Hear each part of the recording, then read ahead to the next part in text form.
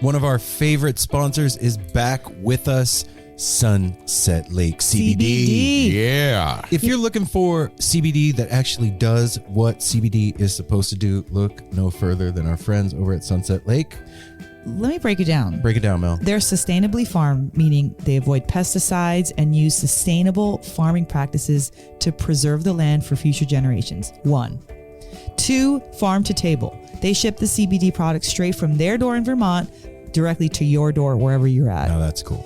And third party tested. They test everything with a third party to ensure quality, dosage, and safety. You got to go over and check out sunsetlakecbd.com. They have so many products. Break it down for them, Apple. Well, they've got some new stuff going on. Like they always had pre-rolls, but now they got really cool packaging for it. And you can get CBD pre-roll flights of all their flavors. You can get the heavy hitter flight that also throws in some of their Keef blunts. They have a new CBD recovery body lotion. I'm excited about that. Mm-hmm. And what was the other? The other one with arnica. The extra strength muscle rub, 3,000 milligram with 5% lidocaine. So look, Oh, yeah, if you're lidocaine. sore, this is the stuff you want to rub on your body to make those aches and pains go away. They even have CBD infused coffee, so you can have coffee without the little jitter that you get from caffeine, and you have it in the morning and you start your day off right. Your body feels lubricated. You're going to sleep good. Yeah, and also they have, if you kind of forget to reorder, they've got subscriptions. And they're giving the No Simple Road family 20% off. 20% off. Put with in the promo code NSR20 when you're checking out at sunsetlakecbd.com. You're going to get 20% off your entire order. NSR20. And don't forget those cute little gummy bears. That's right. sunsetlakecbd.com, one of our favorite sponsors, is back.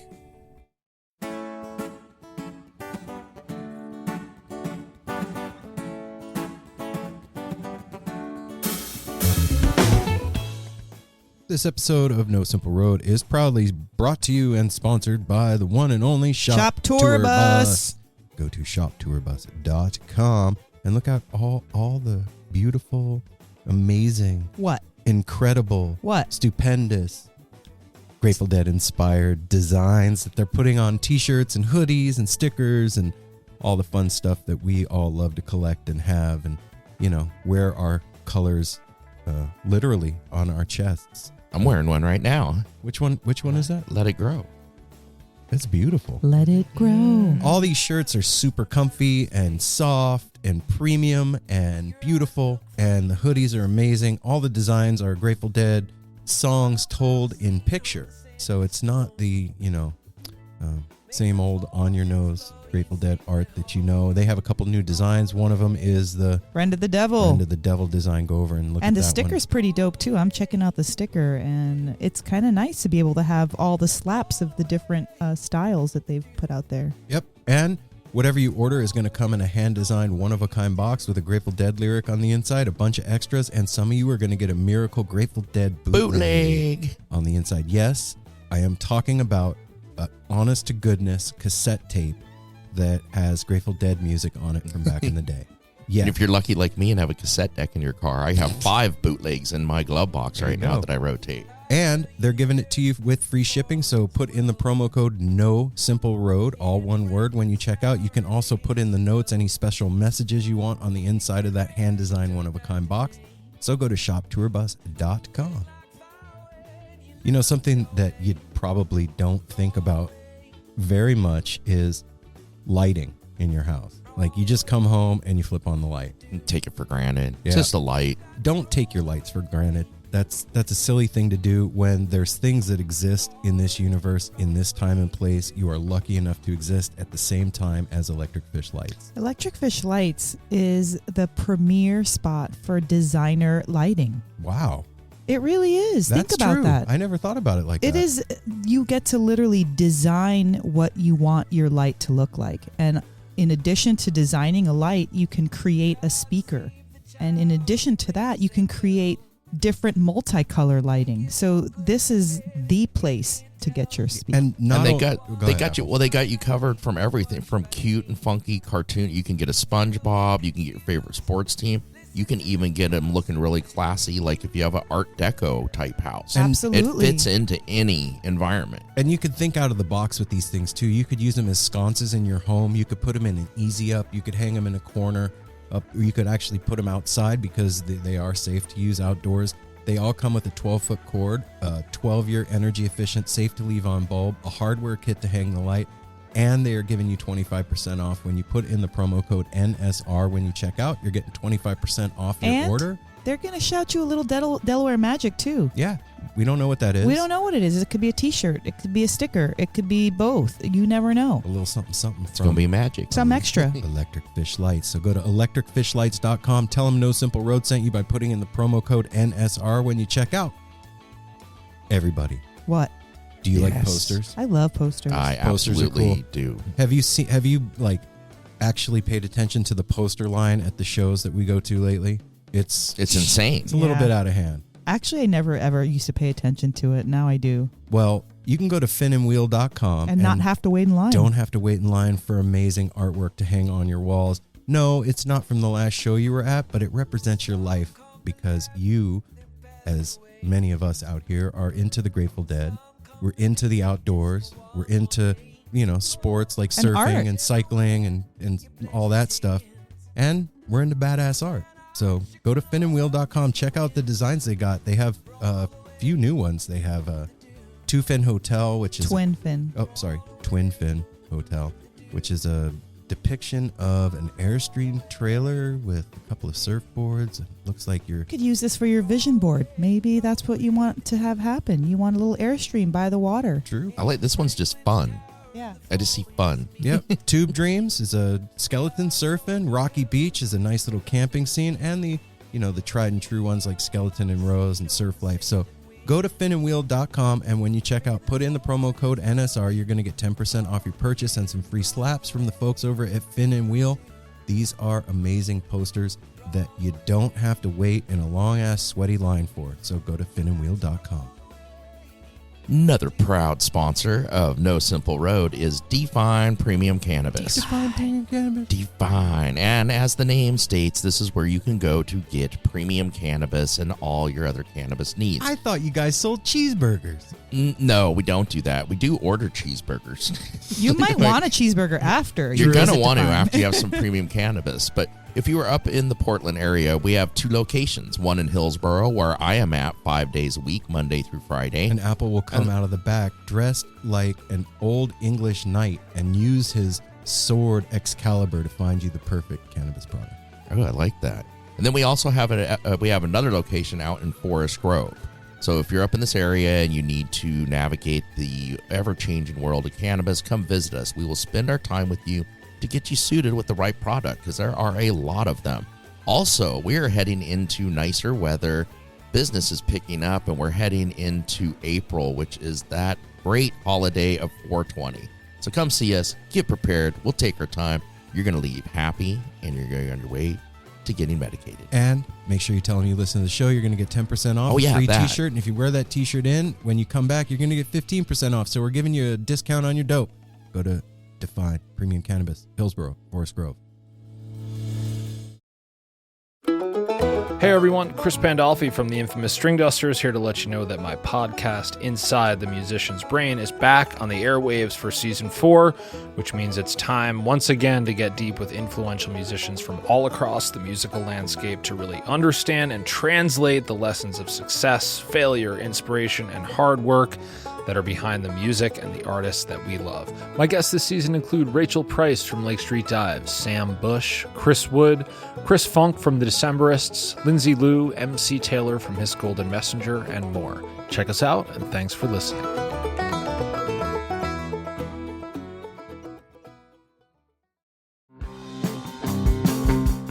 We're so excited to tell you a bit about today's sponsor, Music Masters Collective.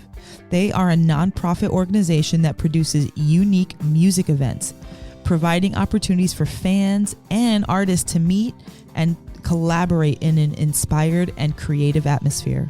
Music Masters Collective events give you the opportunity to learn from world-class musicians like Otil Burbridge, Steve Earle, Richard Thompson, former members of the band, the Milk Carton Kids, Nikki Glaspie, the Fab Four, and Sean Colvin, and so many more. At an event like the Milk Carton Kids Sad Song Summer Camp happening this July, you can expect immersive classes, evenings of entertainment, excellent food, and a space for a lucky group of folks to learn, co-write, workshop, and perform with like-minded peers, all with the guidance of Kenneth Pattengale, Joey Ryan, and some of their favorite songwriters. This all-inclusive week in the Catskill Mountains of upstate New York is guaranteed to be magical. Scholarships are available and spots are extremely limited, so visit www.sadsongssummercamp.com/simple to learn more. That's www.sadsongssummercamp.com/simple. Check it out.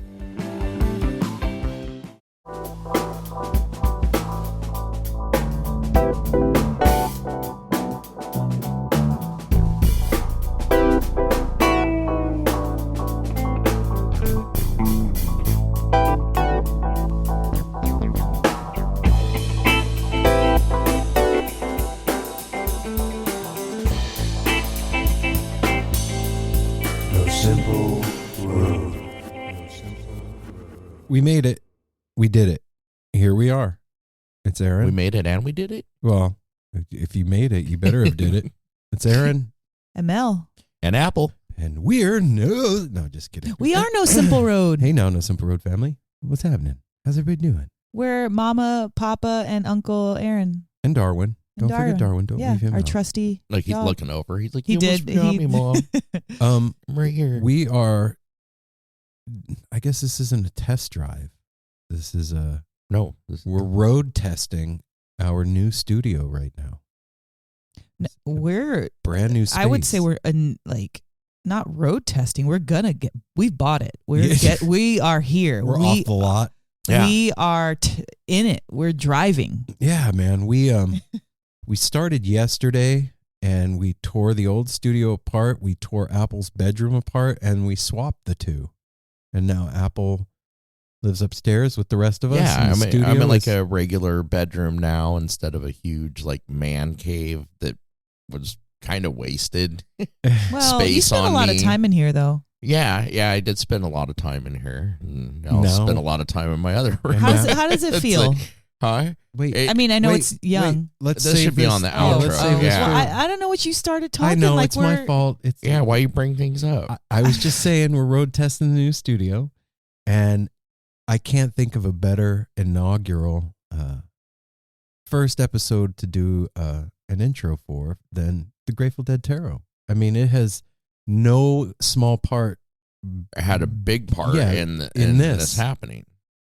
I mean, it didn't make it up. Like it didn't create the idea. It propelled the idea and gave the motivation for it it. to come to fruition. I think that this interview, if you are new to what tarot is, it's going to give you a good understanding of how the Grateful Dead tarot deck came to be, and the two wonderful human beings that are behind creating this Erin thing. and Liz, thank you, ladies. Thank you so much for coming on the show and for hanging out with us and for doing the work that created an incredibly magical vehicle that is a force of nature.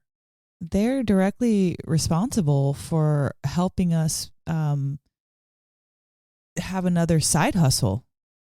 Yeah.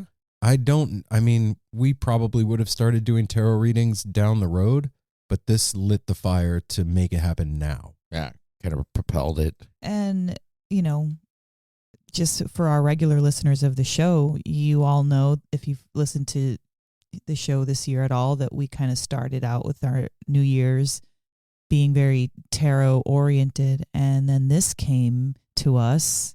I found out about them online, and it really it rocked all of our worlds. So again, thanks ladies for creating such an inspirational and strong, powerful deck. Yeah. And thank you personally for me for helping me tarot's been around me my whole life and around me with Erin and Mel, but it made me buy a deck and start using it and learning what a valuable tool it is for self-expression, exploration, understanding. It's much more than I ever thought it was. And if you out there, after you listen to this episode, if you decide that you want to buy yourself a deck, which I encourage any of you. You don't have to have any prior tarot knowledge to understand the iconography that's on these cards, because if you are a deadhead or deadhead adjacent, you have been looking at this art your whole life, and it's super easy to understand. Go to www.gratefuldeadtarot.com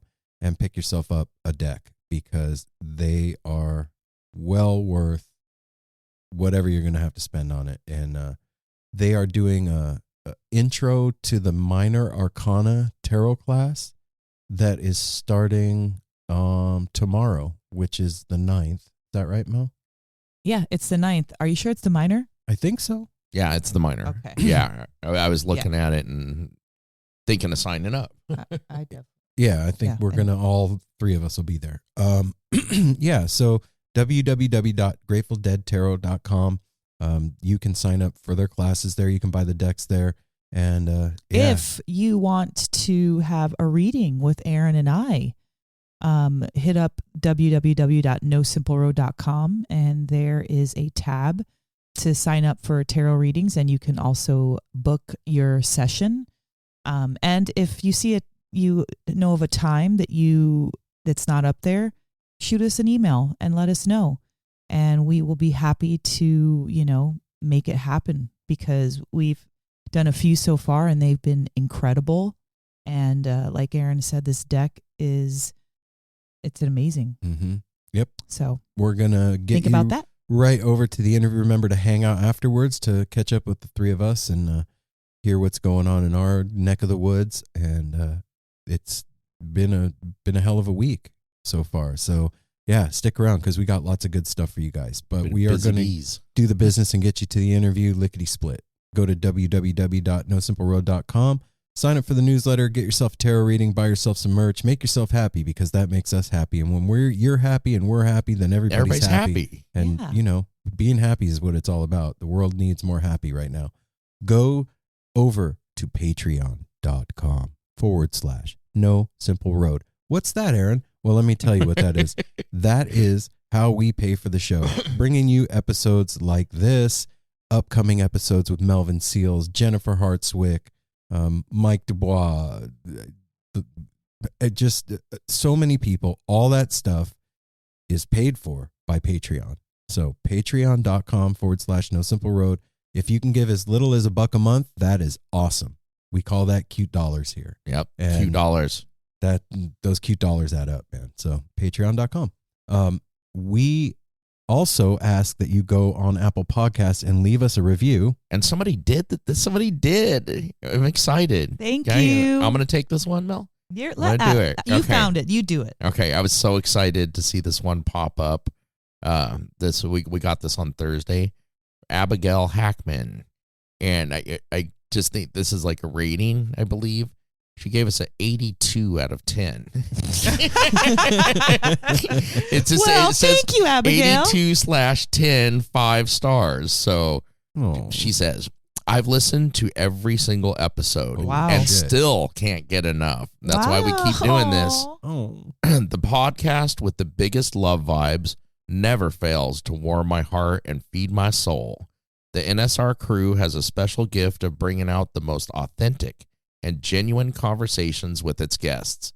While I love the interviews, it's the weekly recaps with Apple, Mel, and Erin that I look forward to the most.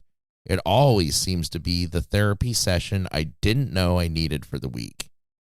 That's awesome. Wow. Your vulnerability, love, and wisdom has done more for me than you'll ever know. Love you, NSR fam. Give Darwin a kiss for me. Abigail, I love you. Thank you so much for this is the thing. Being with us. Yeah, you're with us. First of all, you listen to every episode. That I mean, you deserve something for that. I don't know what, but you definitely deserve something for that. Or love and admiration at the moment. Yeah, but number 2, man, like the way that you word what we've done, it is heavy. It makes me super emotional, and I just really want to thank you for being so great with the typing of the words that you use and to how to describe what we're doing. And thank you. You got me all teary-eyed. Yeah, over man, here. this is Well, and you don't even realize it, but this was the first review in our new studio. That is something That's true, is yeah. super special, Abigail. So Okay, and thank you. I think all three of us should give a kiss towards Darwin at the same time because that's how she ended it. There you go, D. There you go. Darwin. He's like, I don't care. Oh, look at Nope. He looked. He was like, "What?" So He's received the kiss. Abigail, listen. This is Erin here. Who else would it be? You are cordially invited to any show in the Portland area with us anytime you want. Yeah. And you can stay with us. Yeah. Come out here. We'd be happy. We'll go to a show together. You deserve to come hang out. Just for saying what you said, like, that's really heavy to have listened to every episode. Yeah. And to say what you said, like, we're hanging out. And to know that it's actually doing something for people. And I mean, we know that, but it's easy to forget. To be reminded. Thank you, Mel. To be reminded of that is huge. And everyone needs reminders, no matter how good you are at whatever it is. People need reminders. Like, even if you're a straight A student, sometimes still saying good job, even though it might seem, What you do. It's still we need audible, like, reassurance of a job well done. So that's huge. And thank you again. Thanks, Abigail, for doing that for us, really, from the three of us. It's huge and it means the world. And I meant what I said. I'm not just talking shit. So come hang out with us. Hit me up, nosimpleroad@gmail.com. Let me know what show you want to go to. Come hang out with us. Yeah, you too can make us cry if you want to leave a review. It's not hard. So go on there and do that on Apple Podcasts or whatever platform you are able to leave reviews on. And also, please tell a friend that doesn't know about No Simple Road about No Simple Road.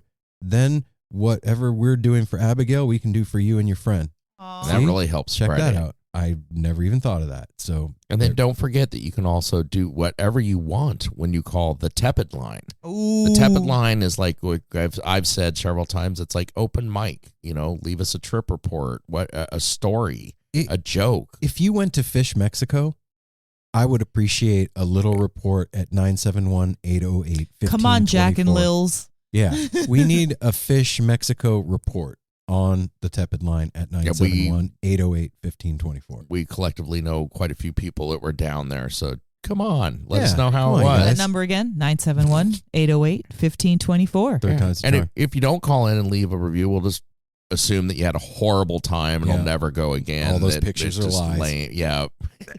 And you're not rubbing it in by telling us a good story. So Right. just do it.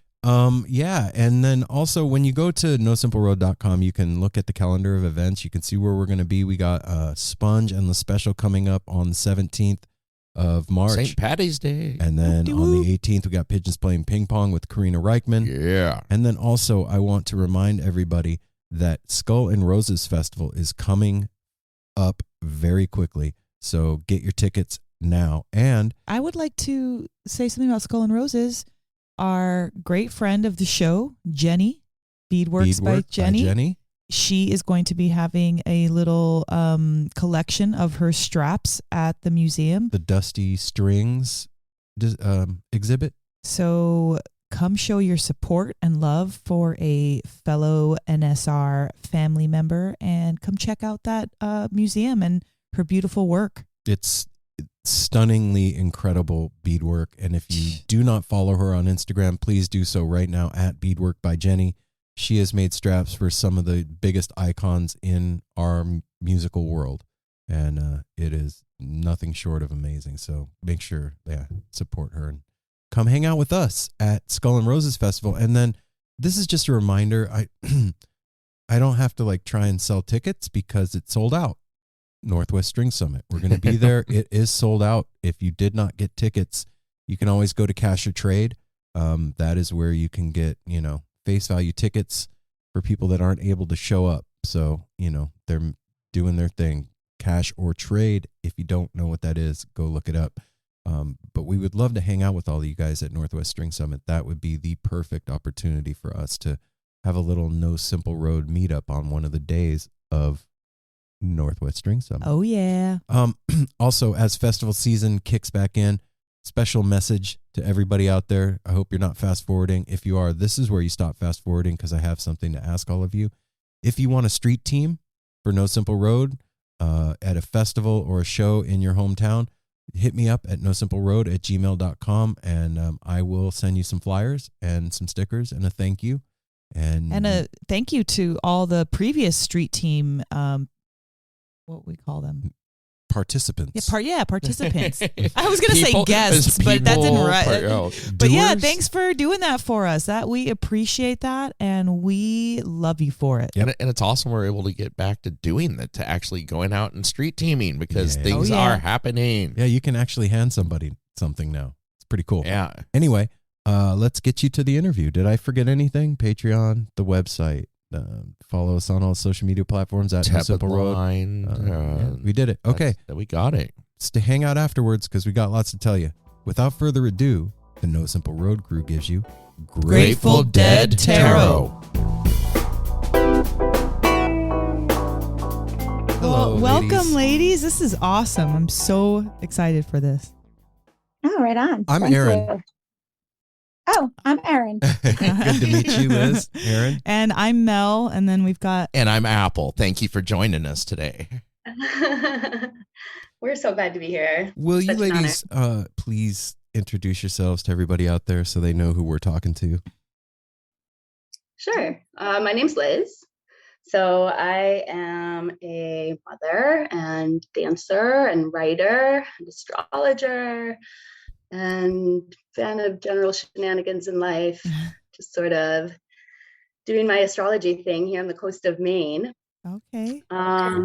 Yeah. So writer of the Grateful Dead Tarot. Super grateful to have done that. Yeah. Wow. It's a really cool project. No small feat. And who else do we have with us? Hi, I'm Erin Cadigan. I am the illustrator and product designer of this project that Liz kindly brought me along on. And currently I live in Woodstock, New York. And, you know, like probably a lot of us, I've lived kind of all over the country and Canada for a few years, following both the Dead and the band Fish. It's kind of where prior to getting out of college, but then once I was out of college, it was kind of a full-time gig for me and my art. And I'm a working artist. I do art across multiple fields. I do illustration, I do fashion design, I do textile design. I've recently started doing large-scale building projects and interior design and anything, so I don't have to work for anybody else. Hell yeah. Yes. Congratulations. Yeah. Let's just start with that. Yes, let's start with that. That's amazing, because first of all, how did you two meet? So you said that Liz brought you on, but how did you meet initially? We actually haven't met. What? Wow.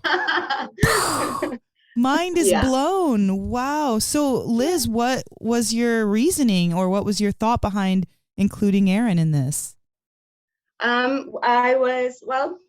I had the idea to create this book. It was really what I feel like was sort of this cosmic download that sort of started coming through in the morning.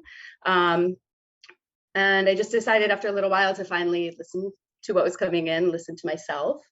And I reached out to a friend of mine because I knew if I was going to initiate this project and create this tarot book that I really wanted to write, that I would need an artist. I would need an illustrator. First of all, because it was such an immense undertaking, but also because my stick figures probably wouldn't appeal to too many people.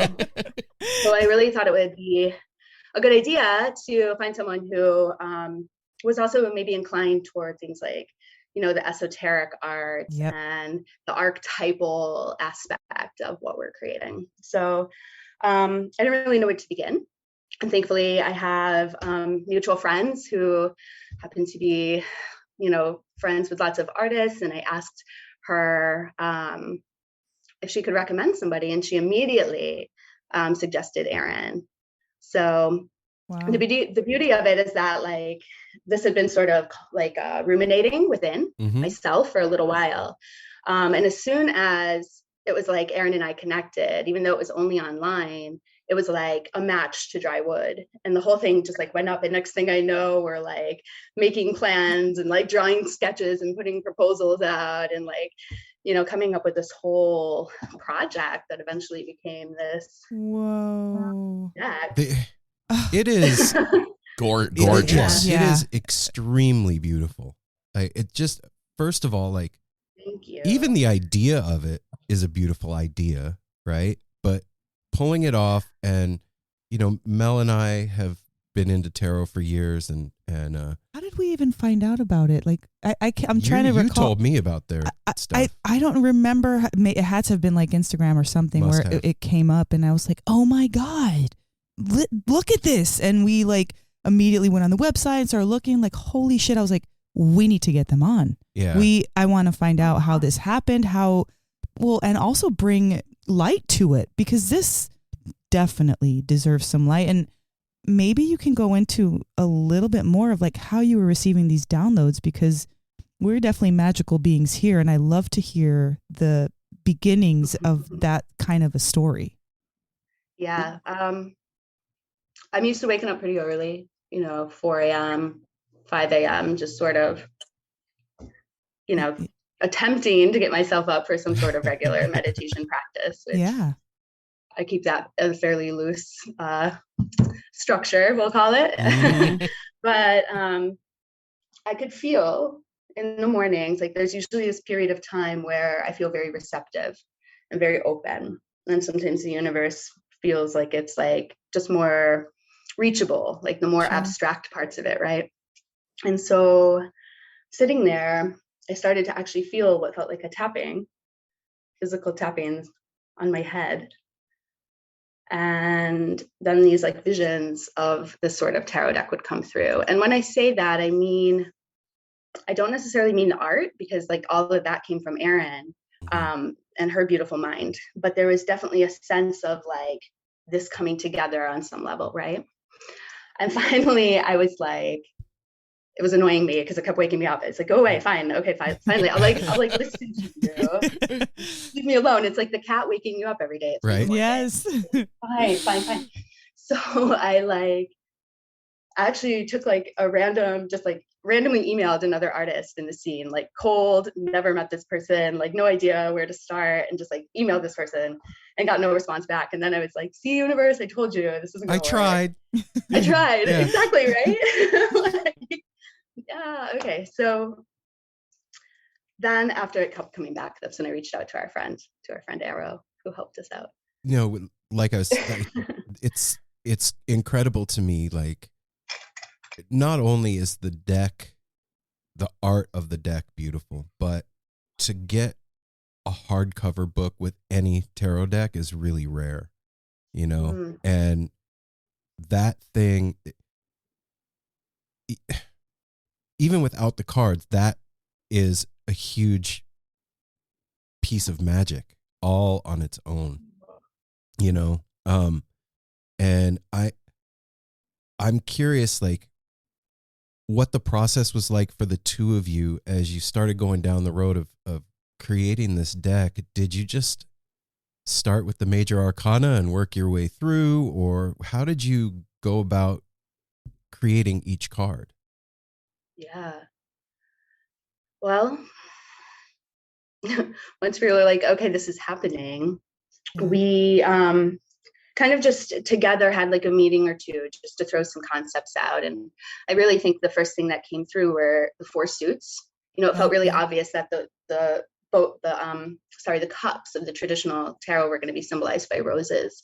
It felt pretty clear that, you know, there was a little conversation back and forth about the bolts and the skulls and how they were going to fit in, but it felt really correct to have the bolts be the fire and the skulls be the air element as it relates to the head. And then we took a little bit of time to find the bears, but then once it clicked, it was like, yes, of course, like bears. I was most nervous about the bears because I'm probably not going to make myself very popular saying this. I've never been a fan of the Grateful Dead dancing bears as like That's a fair. imagery. I'm really much more of like the skull and roses kind of person. And I actually left that suit for the last suit to draw because I was nervous about drawing them and how to draw them where they're not knocking off any other artist's interpretation of them and they're still recognizable as the bears and stuff. And for me, how with this project, it's like I've been reading tarot since I was in my early teens, always very into occult stuff, always incorporating it into imagery and my artwork, and had always considered doing a tarot deck, but like Liz, felt like it was kind of an overwhelming project, and I'm kind of like a cat with a tin ball. I get easily distracted by other things, and so it was like almost divine providence that this came in at a time when like I had just finished designing this, not even finished, but I was in the middle kind of designing this music venue here in Woodstock, and the pandemic hit. And then all of a sudden our friend, who I'm going to name here because she's amazing, her name is Arrow. Hey, Arrow, shout out. Yeah, shout out to Arrow. But anyway, Arrow was like, would you be interested in connecting with this girl, Liz? And as soon as I connected with Liz, it was, I'm not big into partnerships. A lot of times I find interpersonal relationships difficult at times, but we just really hit it off. And I said to her, I don't want you to hire me. I want to be your partner. And I really think that I have a lot to bring because I've been doing art on the scene so long and I have so many connections and strings and I've never pulled any of them.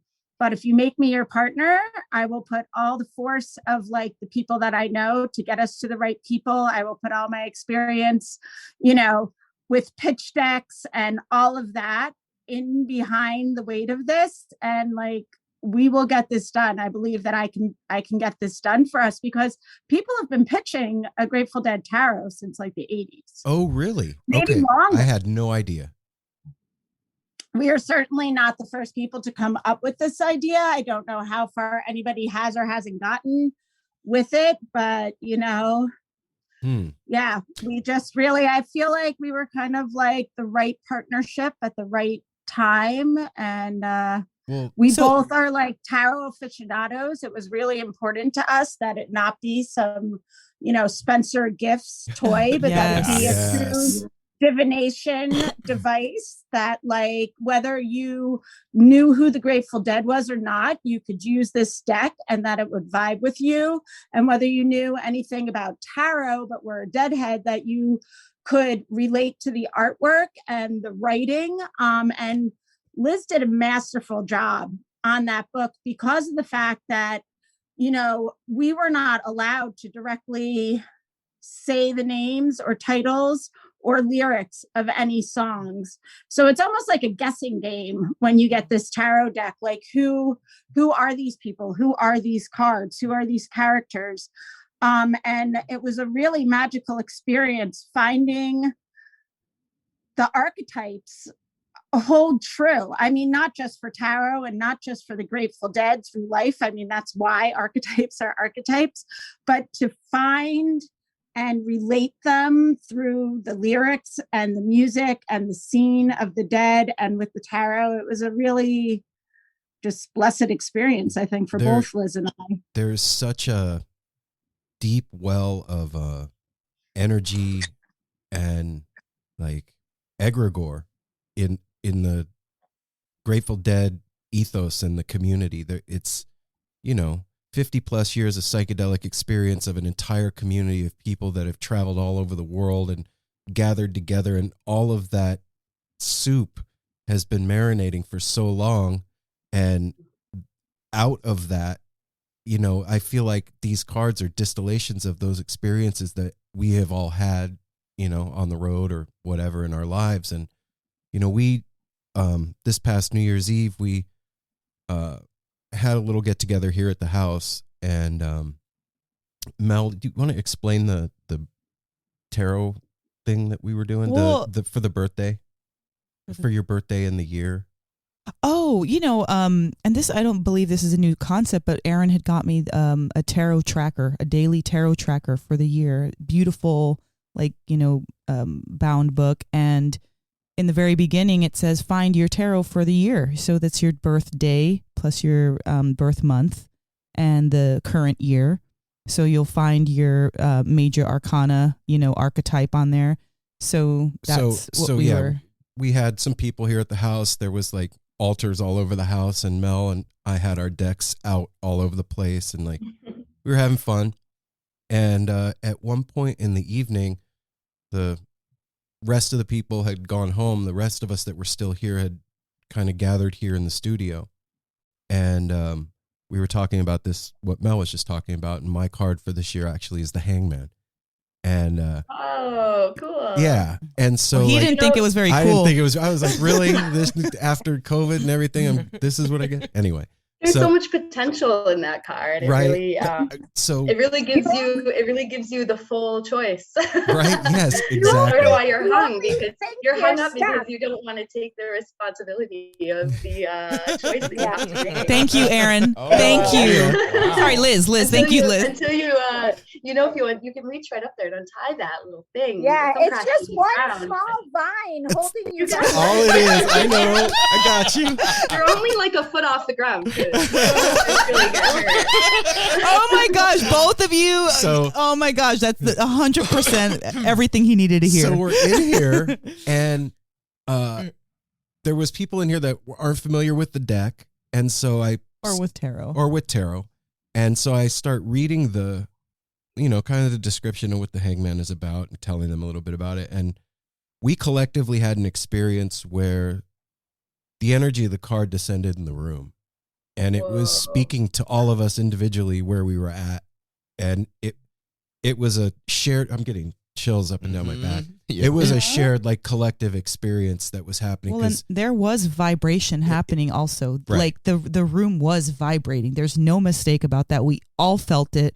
We all were under it. Like we were under/in it, feeling it. So, I'm one of the ones that's not well versed in tarot and stuff. I have a little bit of knowledge, them much more. And we all lived together here. I told them after that the next day, I was like, that was the first time since I was little. My sister used to do tarot when I was younger, but then stepped away from it. But anyway, that was the first time I ever felt, I was like, I get it. I felt it that night. I was mumbling stuff the whole time to Melanie. And I don't even really remember what I was saying until we talked the next day. And she's like I didn't understand some of the stuff I was saying. So it was very magical. Like they said, something descended on us. I felt it. It made a change in me. So the reason I tell you that story is I can only imagine the two of you working on a deck together. You have to invoke the spirit of each one of those cards to be able to create them, right? So how was the experience of doing that through this process? Was there any experiences that happened with you guys as you created these that, I'm sure we each had our own kind of a step, because we did it really, Erin really just took the reins on the visual, and I took the reins on the verbal, the written part. And the funny thing was we were kind of so pressed to we really want to do this. It's we almost had to just stay so deep in the channel of it all the time, constantly working it. But we almost didn't get to even tune in together very much. Erin would do her art and I would do the writing, and then we would bring them together. And they always fit together, I think, probably beautifully, because they were still the archetypes of the Grateful Dead that were flowing through. I knew right away that I wanted every card to be associated with a song or a character. That was really clear in the original download. And thankfully the Grateful Dead have a massive catalog. Yeah. And it's uncanny because every archetype in the higher arcana fits so absolutely purely. I wouldn't have a better word for that, but it's just so pure. And then each of the suits, they all came through. And of course, some of them, there were a couple like ones that were like hanging at the end that were like, that could be this song, or it could be this song, or it could be this song. Because there's still like a few cards that got left over, like a few songs that never quite made it as a card, because there was always a card that might fit it better.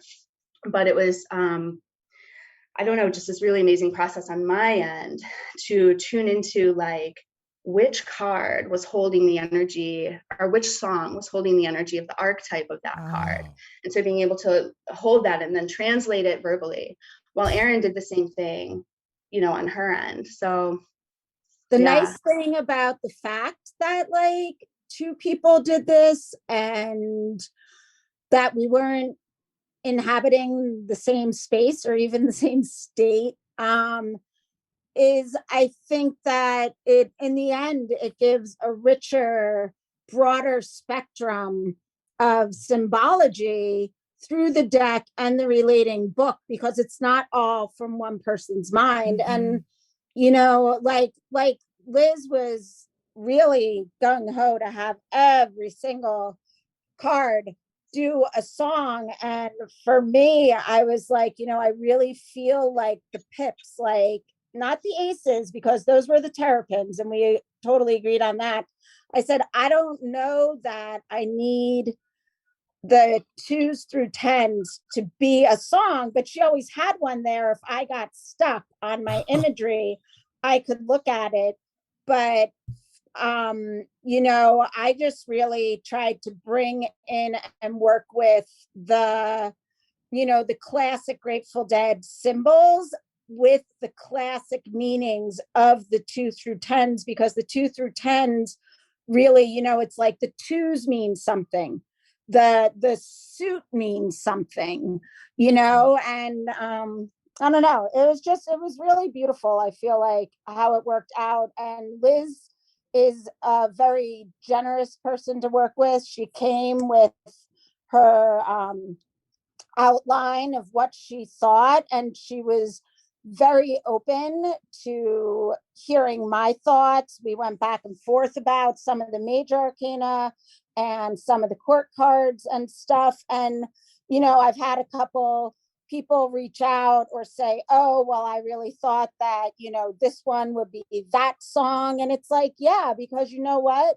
Like, there are themes, and themes keep showing up in life. And so absolutely, there are other songs we could have picked that would have maybe fit just as good, but these are the ones that spoke to us, you know. And that's the thing about tarot, is that you can believe in the presence in the room, in the vibration, and go really deep with it.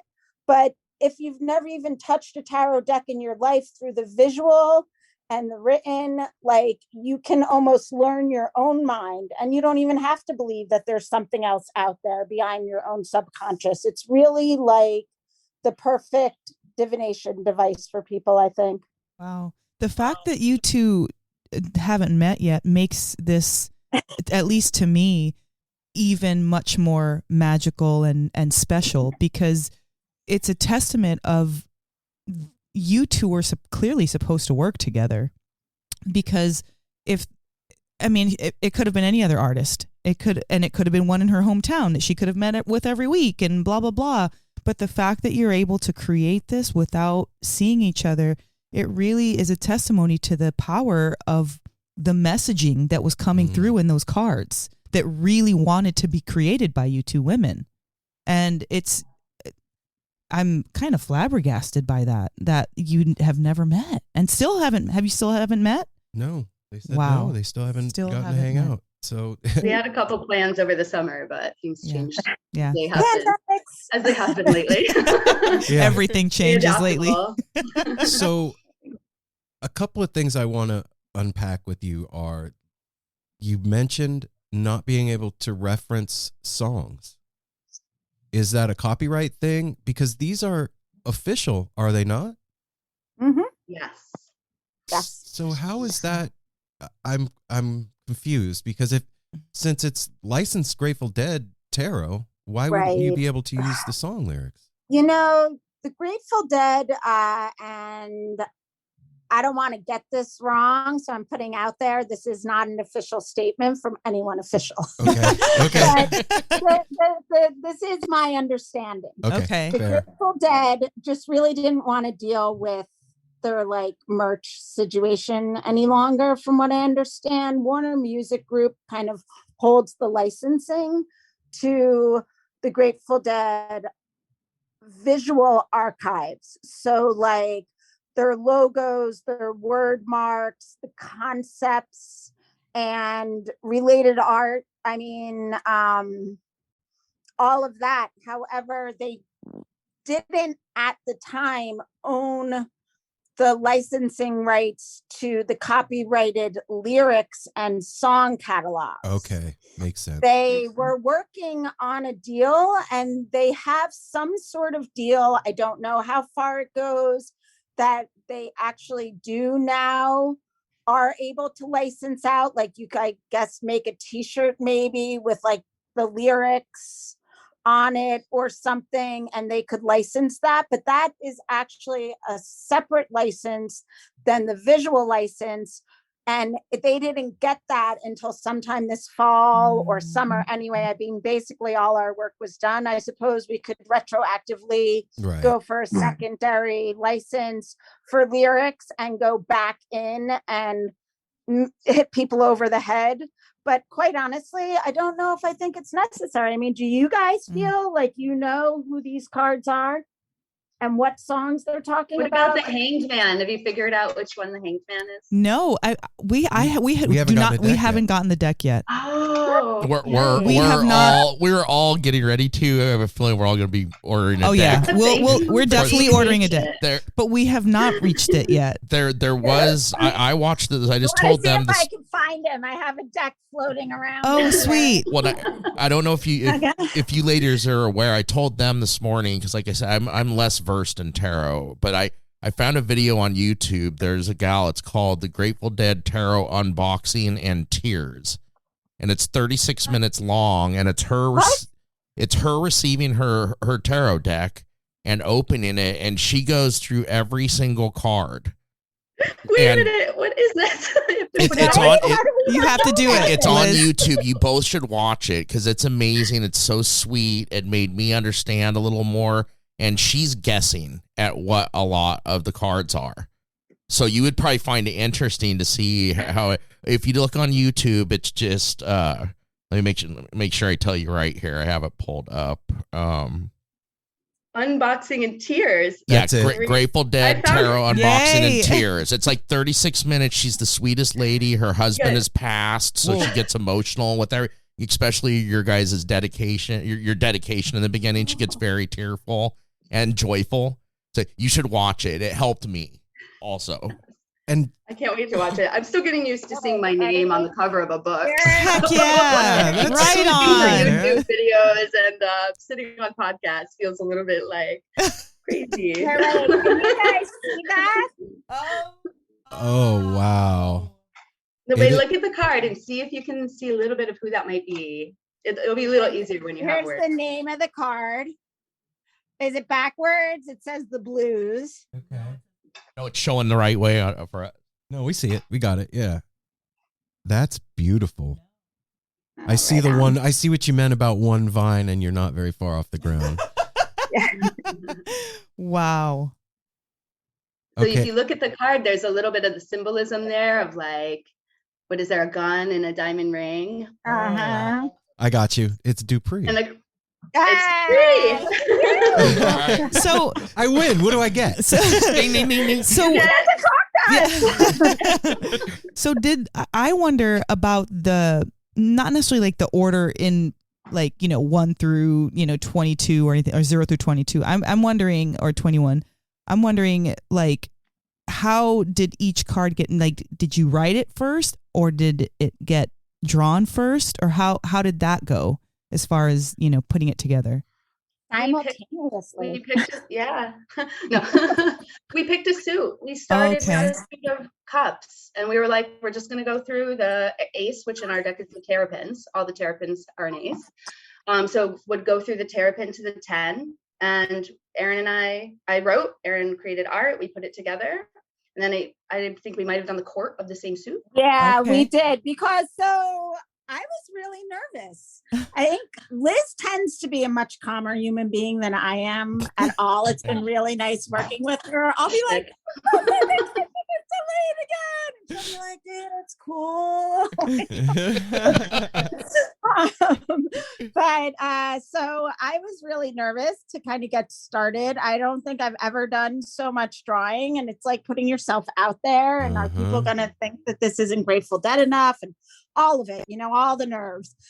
So I wanted to start with the things easiest for me to draw, and I felt like roses would be the easiest. Okay. And then I felt like skulls would be the easiest. And then I went to bolts, and like I said, I left the bears for last out of the suits, and we did the major arcana last. So we did them in like batches. So she was writing the roses while I was drawing the roses all the way through, ace through king, for each suit, submit it for approval, and get to work on the next one. That said, we signed our contract in like October 2020.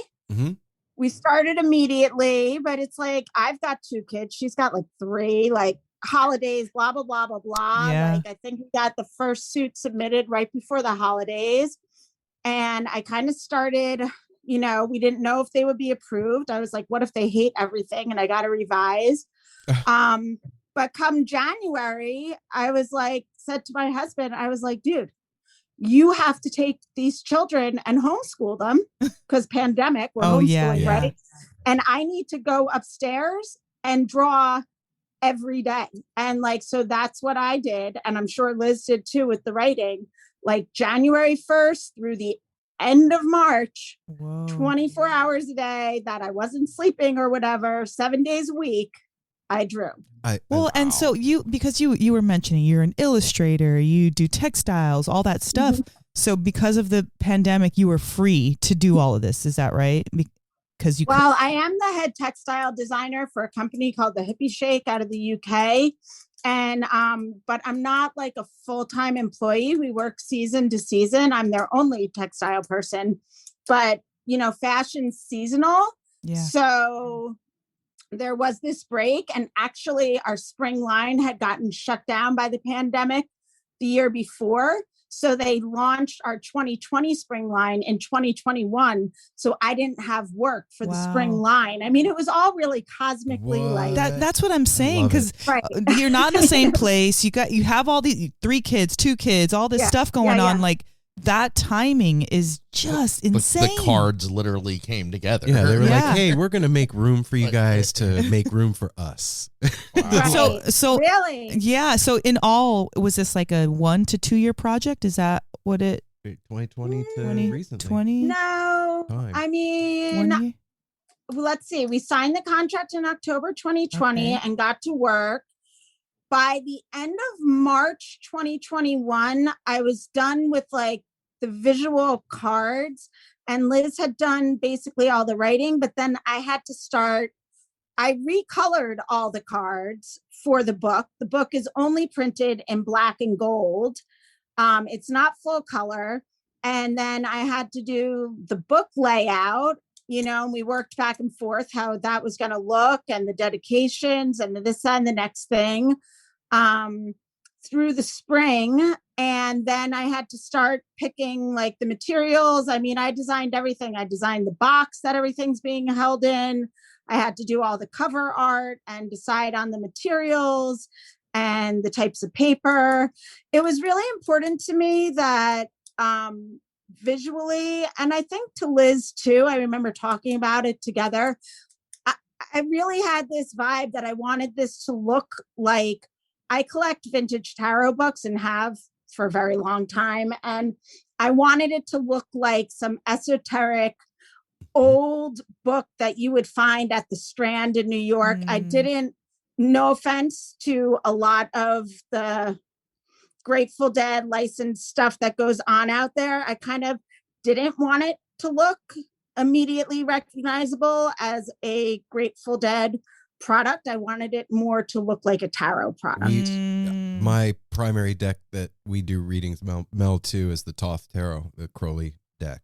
Yeah. And the book reminds me of like an OTO book or some Crowley thing, and it was cool to see that. I was like very reminiscent, and it felt familiar, and you nailed it.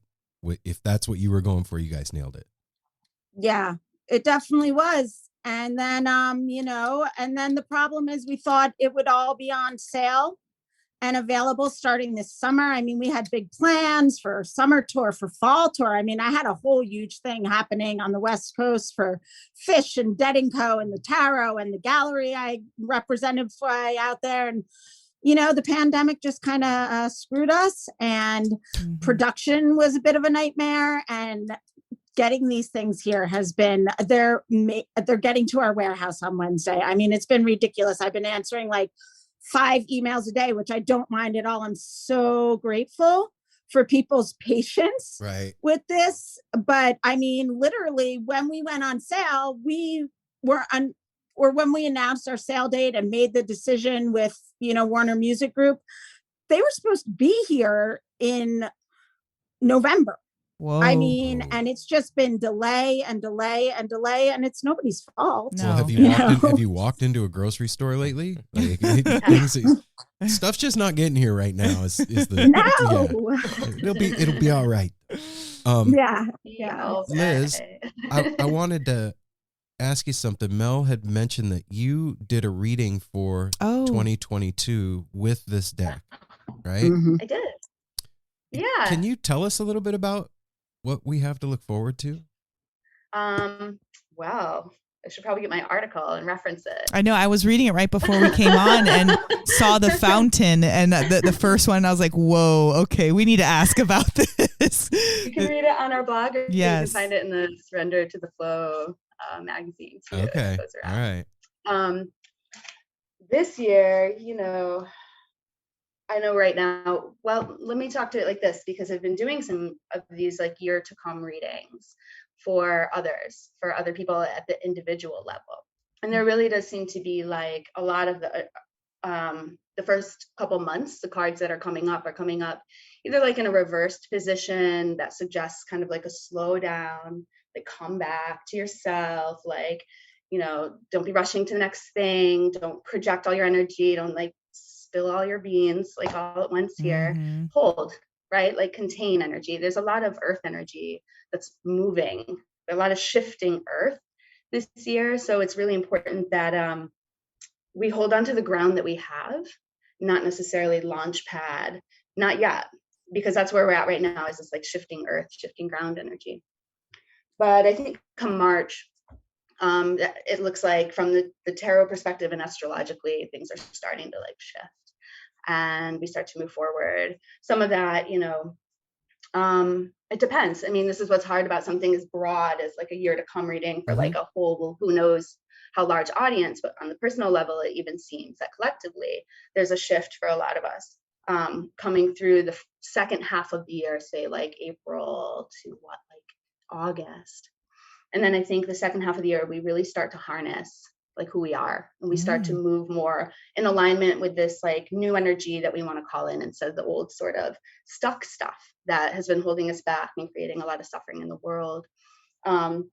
As we kind of work through some of that, then the second half of this year, there is sort of a karmic thing happening where if you really lay into the seeds that you want to plant, if you really allow yourself to do the work of like hoeing your garden and pulling your weeds and pushing your compost and like doing that work, then we'll see that alignment come later this year.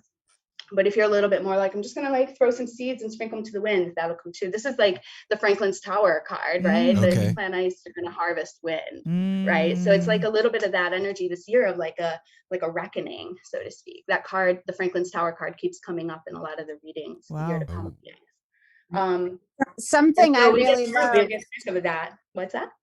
Oh, something I really loved about the year to come that you did for like our mailing list and the surrender article, it's all the same one that you had done, was I agree with you, Mel. Like it was kind of amazing to see the fountain pulled, which is basically the star card, which is basically Aquarius. And it's like to pull the Aquarius card in the month of Aquarius, at the beginning of the age of Aquarius, just felt really like magical and affirming, just for me as an Aquarian, Right you know, on. that this was like the right thing to do. And then, like Liz said, one of the first things I noticed about the wheel that she pulled was that almost the entire first half of the year was in reverse. And then the cards start flipping upright and the energy starts flowing and moving through this year. And I'm holding tight to that because I have to get out of this freaking house and get out of this pandemic. Join the clubs. Erin. Yes. 100%. Oh my gosh. With the, Erin, you seem like the type that's not down for sitting and just sitting tight. Like, I need to do some shit. I need to get out and go. I mean, not to get political, and I don't want to discuss the vaccines, but I was definitely like, when are they putting serial extroverts at the top of the vaccine list? Because if I don't get vaccinated and get out of this house, I'm going to lose my mind. I understand how you feel. There is a bit of cabin fever going on this end as well. You know, we got a little bit over the summer, you know, because it seemed as if it was going to, you know, kind of. We got to go to a lot of fish. Yeah, we saw 9 fish shows. We did get to see a lot of fish, and that was, I mean, so grateful for that because it really did. I feel as if that was like the squirrel gathering its nuts. I feel like that's what it was. We were able to take in all this incredible energy, and then now we're having to sit with it again, you know? Exactly. I ran out. That's such a beautiful way to put it too. Like the squirrel gathering, it's nuts. It's like we're getting prepared for another. Like, yeah, well, because and now the ground's opening so we can plant. Yes. Exactly. I'll start with that vine that's holding my heel. Yeah. Well, it's funny because his card was the Hangman, mine was the Devil. And oh wow, yeah, so we were like, yeah, but I completely understood it after starting to read, and you know, you start to research and do a little bit of things, read from different, and you know, I'm one for always foregoing personal pleasure for whatever, for duty, for whatever reasons. You know, I have children too. I've got a grandbaby. We've got the show.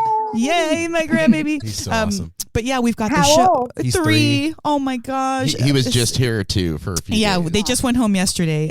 But you know, like we were talking, like, you know, we missed them for Christmas because they couldn't come out for Christmas, and then they kept getting pushed out. So it's like, again, back to the squirrel thing. We gathered all these amazing, I feel as if we gathered all these amazing, you know, moments during the summer, and then now we're kind of like riding on that. Oh wow.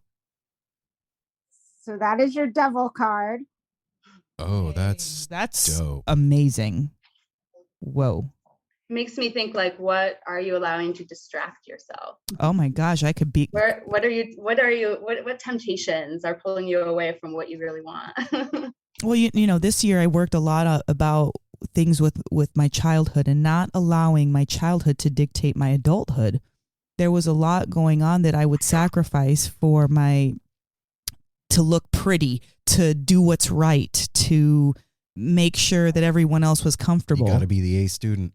Always, you know, and that was, you know, dealing with my mom and stuff like that. So I really felt like the foregoing pleasure in a lot of ways was like, in a way, punishing myself and giving myself like, well, but you look great. Everything looks good. But you're not satisfied. But everybody thinks that you're looking sweet and everything, you know, you've got the answers.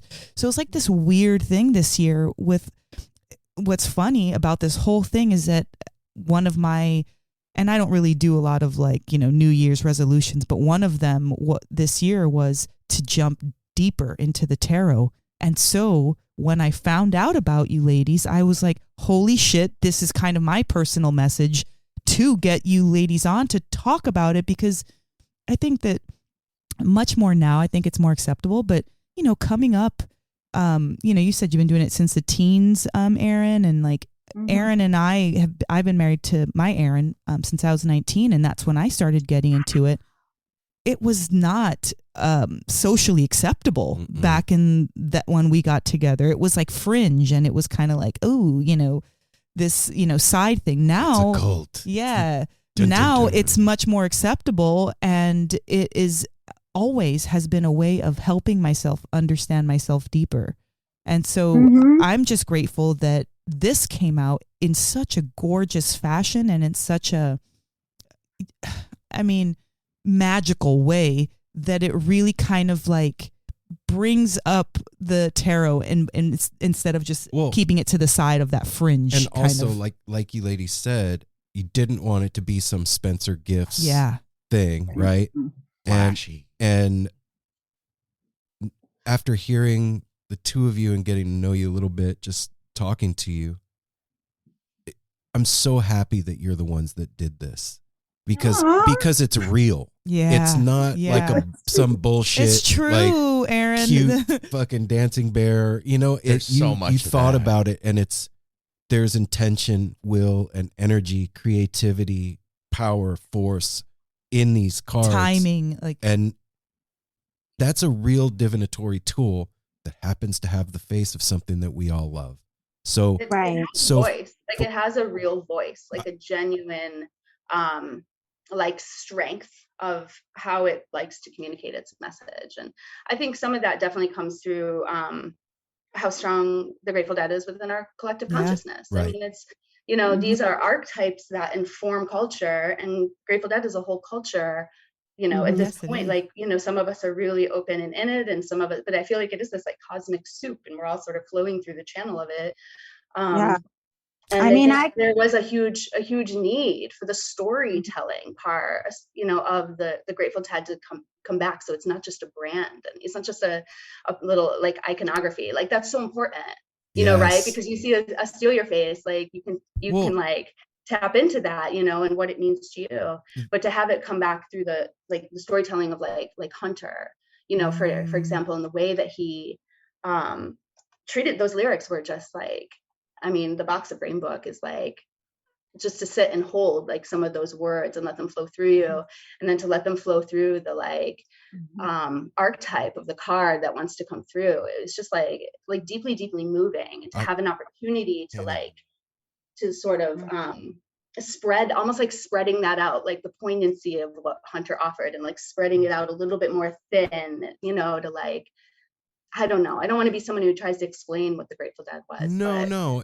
I could certainly have that conversation. Yeah, of course. That's how this podcast started, actually. I think we could all say, what the Grateful Dead is to ourselves. And for me, it's like I was always the odd man out, odd girl out. I was always kind of counterculture. People considered me like a tomboy, and just doing my own thing, wearing my own thing, honing my own path. And I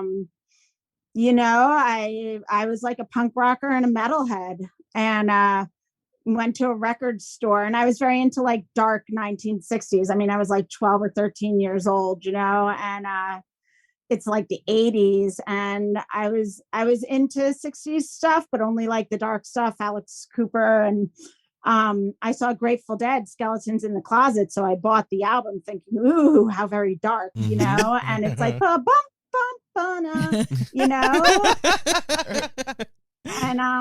and then it's like, and then I went to my first show in the late 80s, and it just sucked me in. It was like, oh my God, here is a parking lot full of adults that look like they're functioning in space like I function, and I'm always the only one, and it changed my entire life. Everything I've done since that first show, has been in pursuit of just being true to myself. And at this point, almost everybody I know, all my friends, my husband, it's just ridiculous the amount of influence that the Dead has had on my life, but also the influence that my pursuit of knowledge of the occult has had on my life. And to be able to get the chance to marry those two things, that's beautiful Wow. together. What a life goal. If anybody thinks we did this for like pursuit of money or any other thing, then pursuit of like love is out of their mind. Like this stick is all about love. You for can tell all of that. You can tell. And you know what? Like for me, we have a lot of similarities. I was a punk rock kid, wearing a Misfits t-shirt at my first show, and got my I had a shaved head. Yeah, got my mind completely blown. And it was the first time in my life that I touched magic, real bona fide magic. And it started the rest of my life, you know, like in a lot of ways, like 2/10/89 was my first show. I consider that in a lot of ways my birthday, because I was one person before I went there, and I was a completely different one when I left that night. And over the years, the Grateful Dead had a tendency, it seemed, to become a brand, and the magic that I knew wasn't being shared for a very long time. It was it you know, when Further and Rat Dog and were touring, it was the people that were around before. There wasn't a lot of new heads coming in. It was kind of just like floating on it, resting on its laurels. But when Fairly Well happened, a rebirth occurred. Amen. Yeah. And it completely started a whole new thing. And for me, as somebody that had that experience and also was into the occult, seeing this thing happen is like, wow, it couldn't have been a more perfect marriage, those two things coming together. And it's a culmination of, like, I don't know, my whole life being like manifest as a deck. Right on. Do you know what I'm saying? Thank you. Yeah. Thank you. Definitely know what you're saying. Yeah. It's really cool. Yeah. For me, it was this huge leap of faith. Like, do I trust myself enough? Can I trust this like channel, you know, enough to actually see this thing to completion? Like, if Thank I you. jump off the deep end with it, Erin, And I trust this lunatic in Woodstock, New York. Can I trust all the moving parts to be there? Like, can I trust the money to be there? You know, we had a lot of very large investment to make, and not even a sure plan for how we were going to make it. And yet we were like, okay, here we go. Universe, and it delivered every single time. Wow. Do you? It was about creating something real. Yeah. Liz, do you have a deck there with you? I do. Okay. Can I ask something of you? What do you want? Will you pull a couple cards for the show? I would love to. Yes. And I know I communicated that I unfortunately have to leave at 7. I always miss those little. We have 8 minutes or 7 minutes. It's cool. 7 minutes. 3 card pull. Come on. All right, hold on. Give me a second. And tune into the audience here, the listeners, to anyone who might find this podcast drifting somewhere in time. Tune into Erin, to me, to this full moon in Cancer, which has deep, deep Plutonian power to it. It's a good time to manifest, everybody. All right. I'll pull 3 cards. Cool. 1 for relationships, 1 for money, and 1 for happiness. What is a city without its music? The legacy of the New York Philharmonic is incredible. Nearly 2 centuries of history. That's a lot of music and a lot of stories. I was sitting on stage for the very first time thinking, I can't quite believe this is happening. Join me, Jamie Bernstein, as we explore the history of the New York Philharmonic. It's the NY Phil story made in New York, a podcast about a city, its people, and their orchestra. Listen wherever you get podcasts. Relationships. This is beautiful. This is the Queen of Bears. Aww. The strong, maternal, this is mature love. This is a love that comes when you are mature enough and ready to actually receive it and be responsible. It's the kind of love that takes the other as their own. That he says, you are not separate from me, I will tend you, right? That like beautiful, soft, like I feel myself right now, just wanting to like completely surrender to it because it's so safe and contained, right, through the element of the bears. But it has that flowingness of water from the feminine that allows it to be contained, but without being oppressive, right? And so this is an energy that flows, and there's a feminine energy to it. So a lot of love coming from the feminine, from the divine feminine, and from the, you know, if there's a woman in your life, from the song, or a female in your life, a female presence, tune into her, nurture her. All right. Tell them the song. This is so funny. This is Mountains of the Moon. Oh yeah. Okay. But interesting, yeah, there's a strong relationship also to the woodcutter's daughter with this card, okay? I've always said that's something Mel. we'll have to tap into later. I've always said I don't know the if woodcutter's you daughter ladies, is Mel. Yeah, I don't know if you ladies know, but Erin and I are married, so yeah, I said that. Okay. Yeah, Okay. So the second card was for money. This is interesting because we have the Lovers. Oh wow. Shit. This is huge. This is a huge archetypal process. It's ultimately about decisions and commitments. What path are you truly feels like it fills you with love? In this card, you can see there's like the tree of the fruit of good and evil, and you can choose the temptation, you know, and knowing that the temptation will give you that strength of consciousness and knowledge, you know, but is there also another part of you that just needs to surrender and trust? I think either way, whether you choose the consciousness or you choose to surrender, we reach the same point. And so this is really about owning your truth and just letting your whole self shine. Okay. Got it. So no holding back. And that's how you're going to tap into the energy of abundance, right? Is by really following your heart absolutely to the fullest. Unwavering is the key. Unwaveringly choose yourself. Okay. Got it. And then the last card, this is for happiness, and we have a reversed card. So this is the Page of Bears. Oh, so much earth energy. So much earth energy this year. It's quite a lot. The energy of the Page of Bears this is Crazy Fingers. And this, I'll go back real quick, but this Lover's card, this is Ruben and Charisse. Okay. Oh. Okay, this is the energy of Crazy Fingers. Upside down. All right. So the Page of Bears wants us to start a new journey of happiness. We have to understand the reason it's upside down is because it's pointing you again within yourself. It needs you to understand, not you to tell others. Ooh. What your true ground, your true foundation, what you truly are worth. You have to find the worth within yourself in order to actually be happy out in the world. And so if you're looking for your happiness projected outside of yourself, you're not going to find it. So this is about, but it's knowing your worth. It's a Bear's card, right? It's the suit of Pentacles, the suit of Earth. So it comes with a sense of feeling grounded and anchored to what you are creating. This is something new, a new energy with the Page. The person you want to become. You're in a childlike phase. We're all starting something new. This is post-COVID, post all this stuff that we've been through.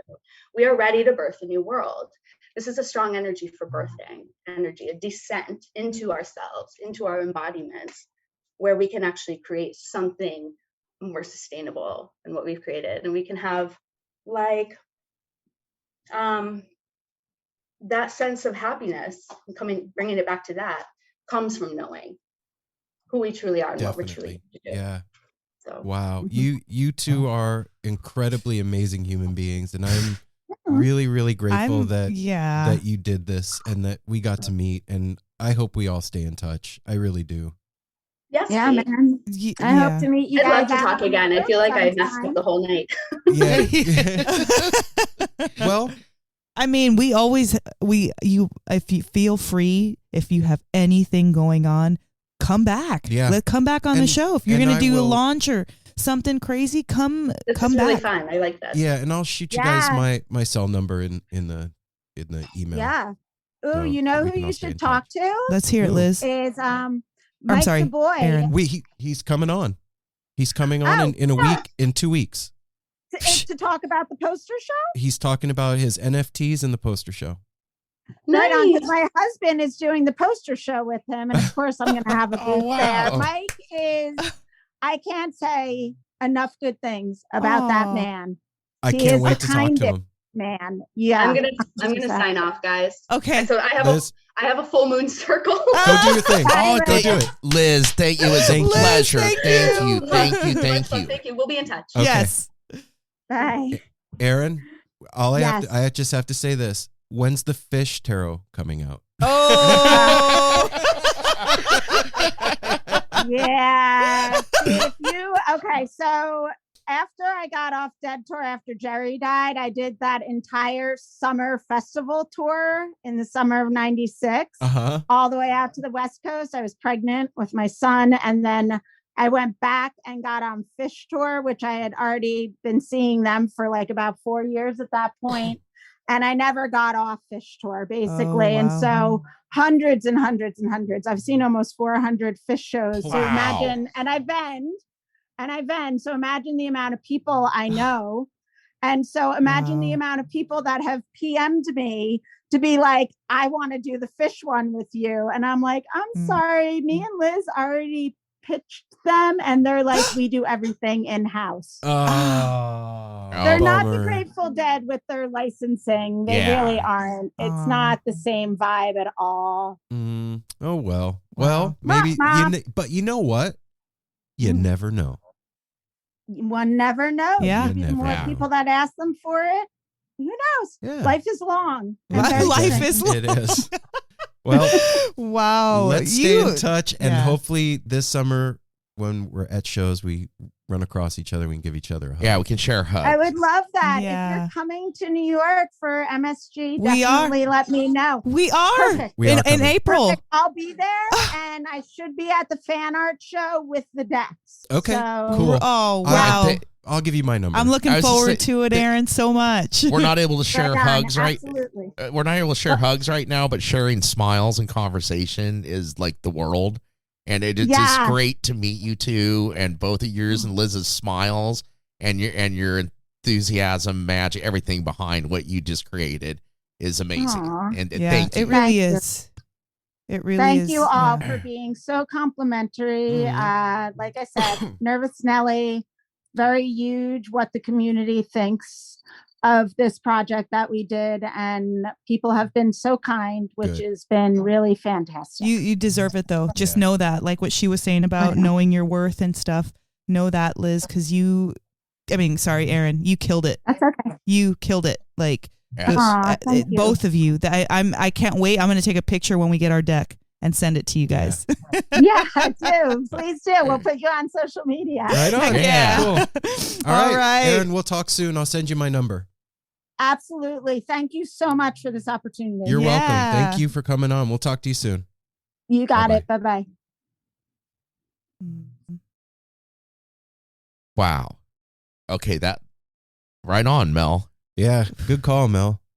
And Erin getting that. Wow, that now seeing who like Erin said, you want to see who is behind something like this, because there's so many people out there that don't Well, wouldn't necessarily do the right thing with the licensing of the dead and everything. Like they said, wow. when Mel was like, "Hey, did you know there's a Grateful Dead tarot?" And my first like knee jerk reaction was like, "Oh," you know what I mean? Like it's gonna be some fucking Like cheesy, they said, like a spin, like you'd see Yeah. it Spencer Yeah. flashy and And then Grateful I went Dead. and saw it, and I was like, "Oh, Classic. this is real. Magic. This is a real thing." Yeah, and to know how much intention they put into that, and like she designed the box that it goes in and the cover and The materials. yeah, the- that is you could feel those. Oh, yeah. Those two, you could feel them as soon Mhm. as we got on with them and saw their faces. wait a minute, but that reading she just gave us was insane. Thank you, Liz. That Yeah. wow. Liz. Sorry, I kept mixing your names up, Liz and Erin. I just was getting excited. But there was so much in that reading and stuff we've been talking about, and it's been happening for months. Yeah, around it's here. another confirmation for each one of us and all of us in NSR. No Simple Road is buying a deck right now. Well, like she said, the type I'm buying my own too. I think this is a great one. Now after I meeting thought them, the this is same the exact first thing, place Apple. for me to start, because it's learning everything through this. And after meeting those two, but this is like the timing she said, and everything, like March. Look at like what here we come out of that when March is where winter rides into March, and then it's gonna be springtime, and there's a whole lot going on. But I just think about like them, how many people, and what you've done with the pandemic time. Yeah. Oh my God. Do you know what I'm saying? I created a tarot deck. They started this. I mean, can you imagine 78 individual drawings? And 78 individual so intricate writings, exactly, and picking these songs like that could be a lifetime. But these women cranked it out in the pandemic. Like she said January through March was like crunch time. Like 24/7. We have women. You know less what? than 3 months. This just makes me realize again. I already knew this. Women are fucking incredible. Mm-hmm. Yeah. They got kids, they got husbands, they got careers. They sat their asses down every day as a meditation, as their sadhana to get this done. And they did it, and they did it beautifully. You know, one, thank God for their men too, because like that, absolutely, like Erin yeah. said, in the back, hey, I'm not. Hey, said, yeah. no, I know it was that was implied in there. She was Yeah. like, she went to her husband and was like, "You're homeschooling. Yep. I got to do this," and Yep. I'm sure he was like, "You got it, babe. Yep, you Let's do do your this." thing." And I gotta come out from behind the curtain for a minute and say, you fucking killed it today, babe. Thanks. You aren't feeling well. You had a fever. You've slept the entire day. You're not feeling good, and you still came in here and destroyed. Well, this was really important to me because, like I said during the interview, like tarot is something that I really, I mean, I don't think I've ever been out of it, but there's definitely times where it's more important, and Yeah. I use it a lot more than, and I've really been excited and to relearn, and I haven't felt excited about learning something in a little bit. And so this specifically was important because I wanted to see who the brains behind this amazing project is, and I couldn't be more enthusiastic for everybody, our people, our NSR crew, to know Liz and Erin. Yeah, and that, like Apple said, like if you out there, if tarot is something that like kind of interested you, you thought it was weird and you didn't, seem like too big of a thing, this is really like, especially since you're a Grateful Dead fan, the imagery will already make sense to you. So you won't be learning an entire... It's friendly. Yeah, you won't be learning an entire new visual language that you have to learn how to interpret. You already understand that visual language and the way it tells stories. So this deck will speak to you a lot faster than other decks would, most likely, in my opinion. That's how I kind of feel like that this came along, because I got, like I said, on New Year's, I got sprung on New Year's Eve with the tarot. You guys are always, it's always been around. You've done readings for me and stuff, but I actually felt it, and it just the timing and everything. Like she said, the reading she did for the show, and the Age of Aquarius, like everything that's going on in this world and where we're going, and this year is all about that. Where are we? Where are we? The renewal. Where are we going? I think we're going to leave that old behind. It's just more like decision making together. I feel like with us as not individuals, I'm talking about NSR, not Melanie, not Erin, not Apple. Yeah, because that's the other thing, like she said. But like what we're doing as NSR requires more thought and decision making together as a team, as a group, because I'm proud of our body of work. But it's kind of like myself. I was saying on the last episode, I'm always working on myself. I'm trying to up my nutrition game, or learn how to freaking, do tarot, or, clean my house better, anything. And I feel like that with the things I'm involved in. And we've done such an amazing job that sometimes it seems like we don't need to do anything else, but I really feel like we do. I agree. Yeah. And we are. I know. We will. Yeah. I know. No, yeah. We are. We will. Fine. More house cleaning, more planting, more harvesting, and He does handstands in grand fashion. Yeah. Erin learned all about that hangman thing. That was great. Yeah. It's one knot, one vine. You're a foot off the ground. No, I'm upside down. I can't see. Where am I? My legs are all tangled up. You did it yourself. So oh shit. So here's what's going to happen. I'm going to count to 3 and we're going to teleport into the future. Are you ready? 1, All right. 2, 3. We did it.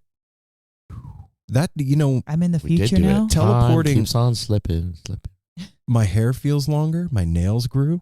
You look a little older. Thanks, Apple. No, I mean in a distinguished way. Yeah. That's Can what be they good. call it when you're going gray. They're like, oh, it looks good on you, though. Yeah, salt and pepper looks That's nice. So fucked. And I even said to Mel not too long ago, I was like, should I dye my beard? Do you remember that?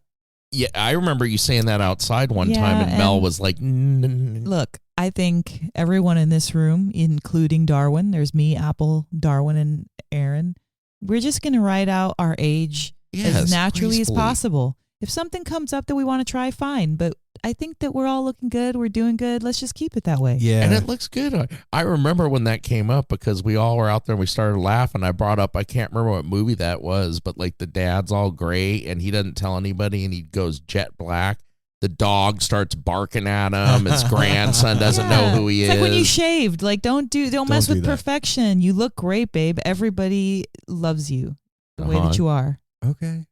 And it's cute. It's just weird. It's an odd thing to feel 18 and look in the mirror and see gray. It's a trip. It really is. And get over it, babe. You've got a grandson. I mean, come on. What does that mean? Even if you dye it, you're not going to look like an 18-year-old guy. No, with a big Did you beard. watch Peacemaker? No, I haven't. You didn't? I watched the first 2 episodes. I haven't caught up. One of the characters is a dude that dyed his beard and then didn't re-dye it. So like half of the beard is dark. Oh, so it's growing out. And Peacemaker continually calls the dude Dyebeard. He's like, "What's up, Dyebeard?" Do you remember when in 10th grade? Well, that's about the time. I don't know if you remember that when I shaved my head. No, on the side. It was long. It was 10th. It was beginning of going into 10th grade. And I talked my mom into let me do it. I shaved it on the sides and had it was like a faux hawk on top. And did it black on the shaved part. So it was it was a blonde mohawkish kind of thing with black sides. And then I let it grow out from there. So I ended up having like black tips on the sides as I grew my hair out. It was bizarre. All right. I had to really talk my mom. My sister's the one that painted the sides, and that was a very mod period. That's when I was going to see like Missing Persons, Flock of Seagulls, and all that 80s fucking music. I could see you calling me Dyebeard all the time too, so I'm just gonna leave that one alone. Yeah. I mean, we just started right in, but it's the end of the episode. The episode that was really crazy. Having those 2 ladies on, what they accomplished during the pandemic. Yes. What they've accomplished, like. Just think about this. Just our little household. Just the 3 of us. We got that deck. All 3 of us have a deck now. And it's literally changed our life. Literally. I was going to say this particular, because Mel and I have several decks.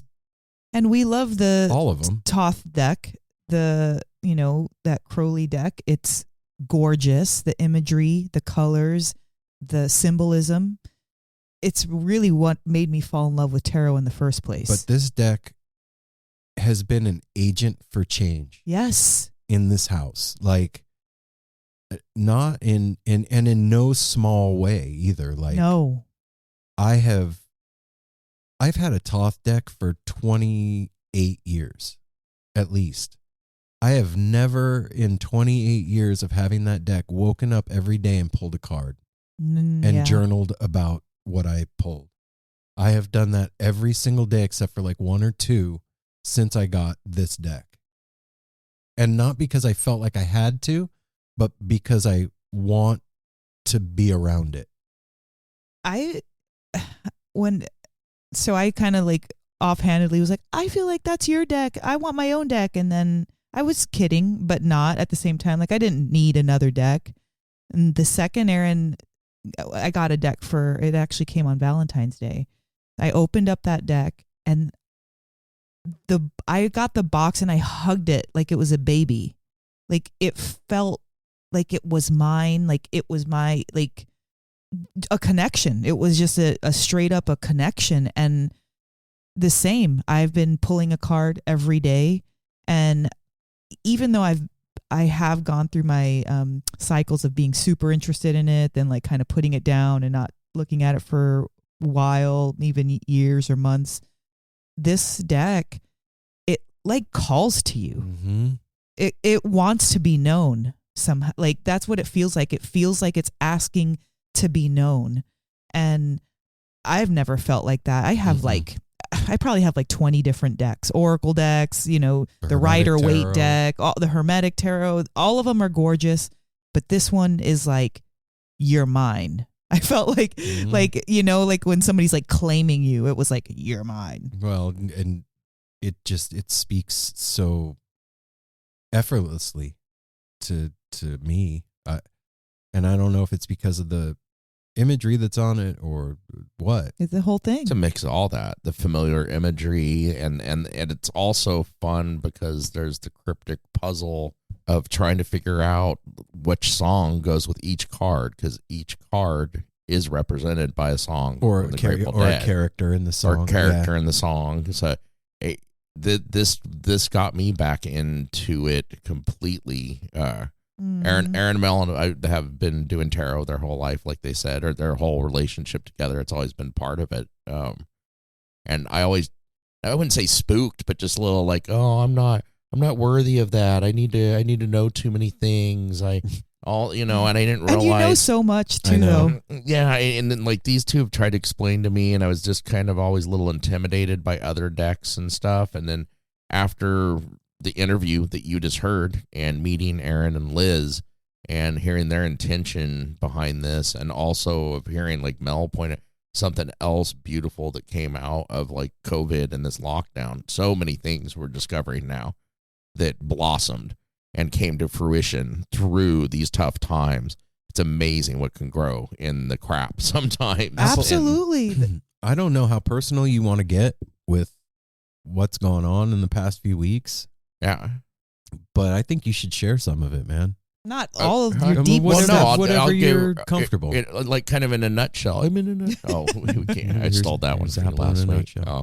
I got the deck and immediately, started familiarizing myself with it and reading the book, and started drawing cards. I got over the thing immediately by reading their foreword and kind of getting into it. It just started, it felt natural. It felt personal. It felt very personal to me. Like, okay, you need to do this for yourself. Forget about I'm not even there yet either, of thinking about doing readings for anybody else or caring about that. It's teaching me more about myself and more of an insight. And the thing I'm learning about tarot, which I love with Erin and Mel, because they're more versed in this. I come up to tell them things and they're like, They like know what I'm talking about because they've been there, done that. And it's like having a twinsy, or like looking in the mirror. Nice. You're right. That you cannot bullshit. You can't bullshit it. You can't, turn your back. Well, I mean, you can turn your back on it.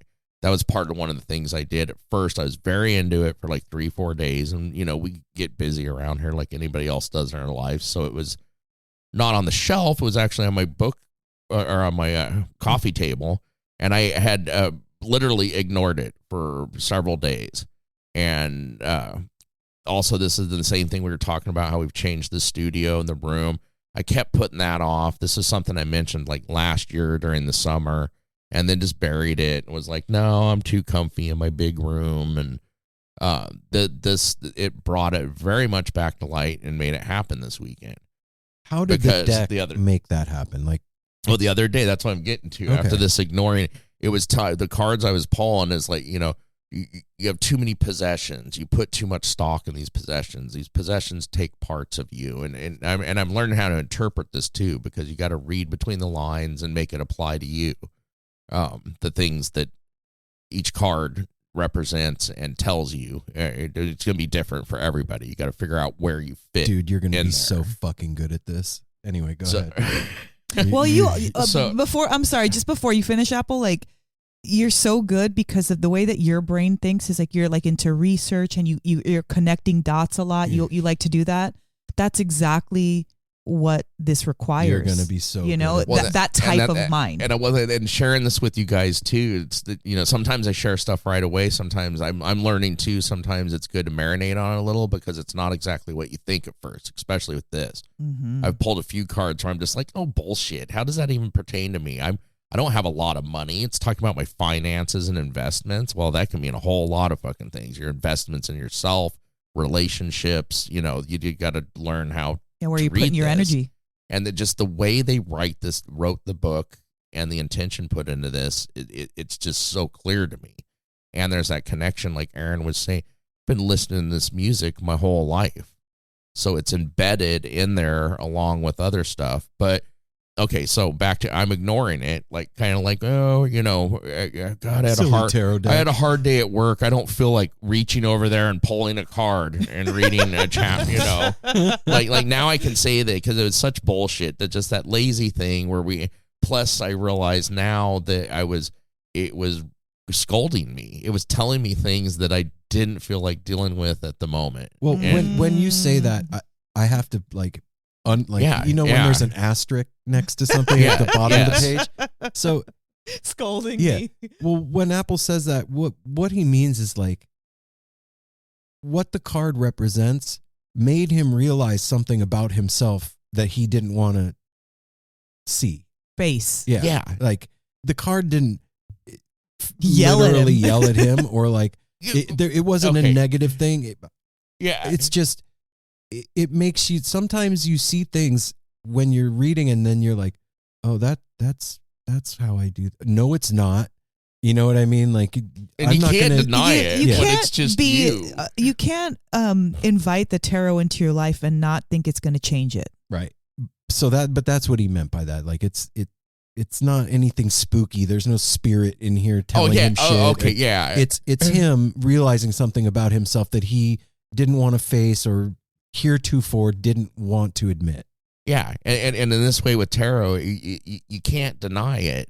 When your mom, it's like getting a scolding from your mom or something like that. But beyond that, because it's coming from within, from without, around, and within, and so I'd been ignoring it a little bit and just had it laying on the table, and I think it had come out, Erin and Mel, where they were being, kind of like, oh, okay, you're going to move the room, but we had kind of put it on the back burner. We were giving him very low grade, like little jabs, here and there. Because we really wanted this to happen. And so, it's like a reminder. So one night I had tarot laying here and I'm like, you know what? I just need to move it. I'm going to knock it over the way it was on my table. The cards were laying out and it was dark in my room except for one light on, an electric fish light. Oh. Literally my minion. That's a spawn. So I pick it up and all of a sudden, I mean, I swear this was weird. It was like, it didn't fall out of my hand. It's like it almost jumped out of my hand. The entire deck in the dark, and it like whack hit the ground. I'm like, oh shit. I'm like, I fucked up my new cards is one of the first things I thought. I fucked up my tarot deck. So I go over and turn on the light in my room. And I look, and the way it landed, it actually split in two and fanned out in two directions. And it was four cards. 4 cards had shot out of the deck and flipped. Everything else was face down still, except for these 4 cards that were flipped over and looking at me. And my immediate reaction was like to clean up my mess that I just made. Like I was just going to put them all back together and go ahead and put it on the shelf. And I was like, wait, it was like, hello, dum-dum, like pay attention. And I don't remember right now. I won't go into all that depth. You don't need to go into the detail. Yeah, I took picture. I've been taking pictures of the cards I pull and stuff, so I keep those in mind. But what it was basically everything was pointing towards, boiled down, like now is the time for change. You have asked for change. You're ignoring it. Change is here. Do it now. And I'm like, oh, okay, that's one card. Next card, same thing. Like, hey, double down. And then I shared this with them, and several days went by of me starting to draw cards again every day. I usually do 1 in the morning before I go to work and 3 in the evening. And I mentioned it to them. I was like, I keep getting the same thing. Erin brought it. It's like, dude, if you don't kind of follow the guidance that it's trying to give you for your better benefit and everything, you're going to be stuck there. You're not going to. And again, explain that a little. I'm going to break this down. This is asterisk bottom of the page. Here we go. What I meant by that is, if you realize something about yourself that you need to change, and you don't change it, that thing still needs to be changed forever. And when you're like, what do I need to change? Well, that thing that you just realized, dum-dum. You keep coming back and asking me, what should I change? And you've been told. Your mom is telling you, eat your dinner and you can have dessert. And then you're like, hey, can I have dessert? Eat your dinner and I can have dessert. And it's not going. Your mom's not going to change. Well, and it's good. You have to eat your dinner first. I'm going to liken it to, I'm going to break this down super easy. If you eat really poorly and you realize, wow, I feel like shit all the time, I need to start eating better. And then the next day you wake up and you eat like shit and you're like, what do I need to do to feel better? You're not going to get a different answer the next day. You're stuck in that. I need to eat better. And then next day, ask yourself, why do I feel, I didn't eat good. Probably need to eat better. That's all that is. There's no, it's that's not good. Again, but it's not making him do anything against his will. What's happening is it's creating internal intuition. Yeah. It's heightening the intuition and it's creating a conversation. Like there is magic in the deck. Yes. And the reason why it's because it's symbolism, and symbols carry meaning.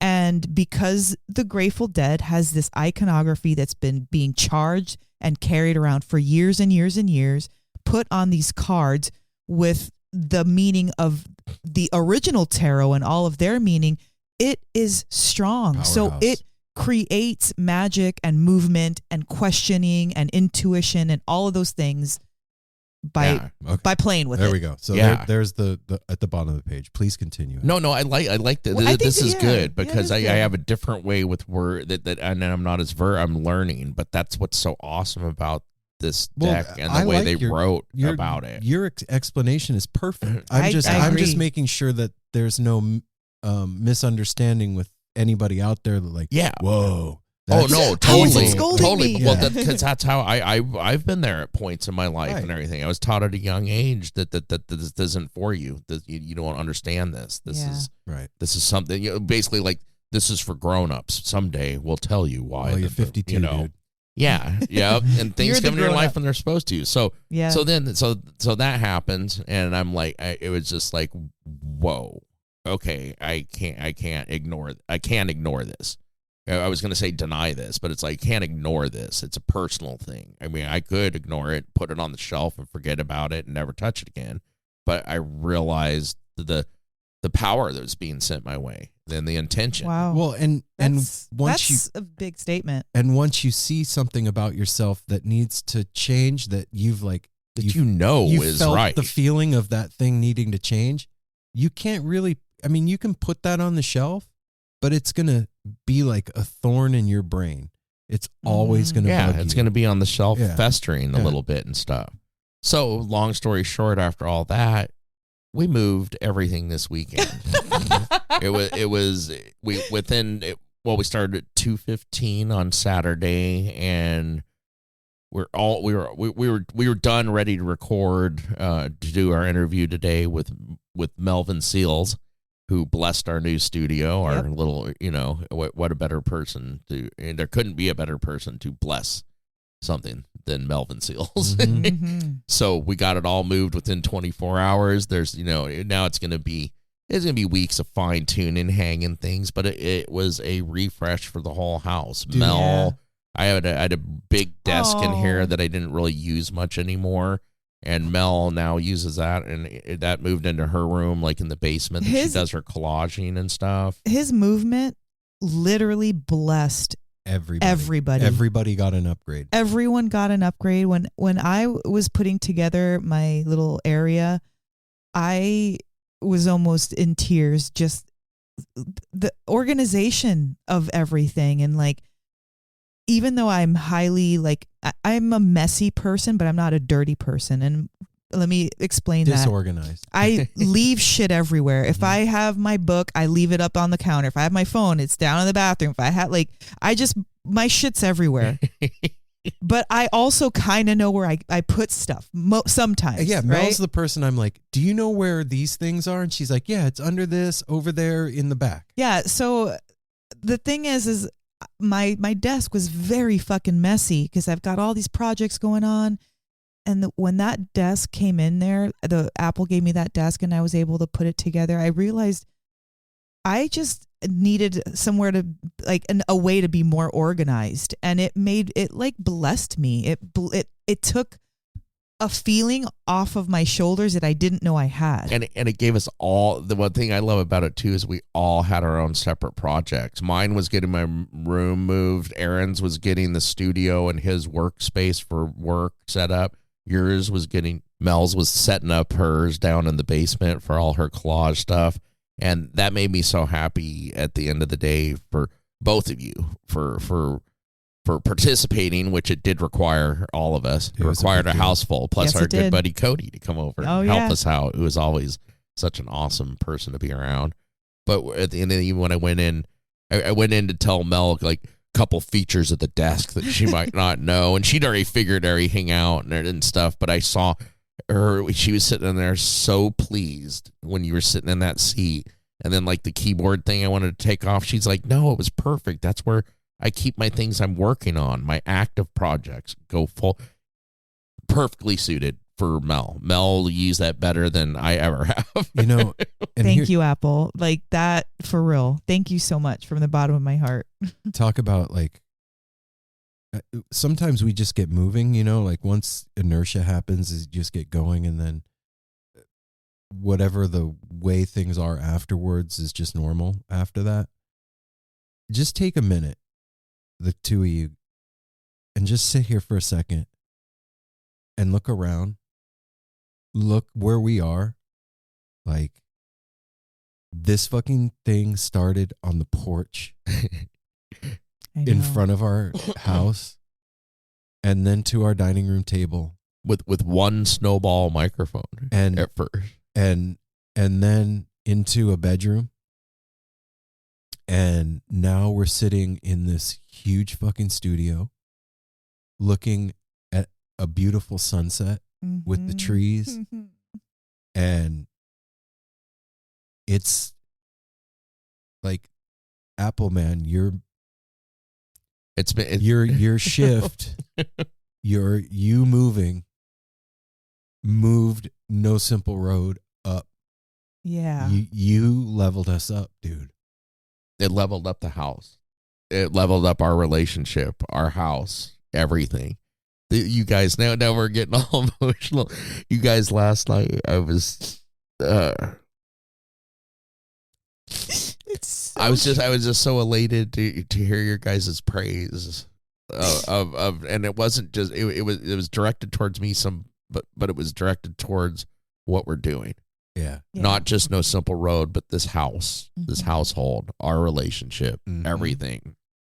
It felt like you fed our three-way relationship, the show, and the household by your one move. Yep. And to me, like, couldn't fucking be any prouder. Like, it felt like graduation when day. You told me that like, you said that, and I almost started crying because you're a mom. You got that mom thing, and you're like, I couldn't be prouder of you. Just that simple statement and the way you looked at me and delivered it, you're like, I couldn't be any prouder of you than I am.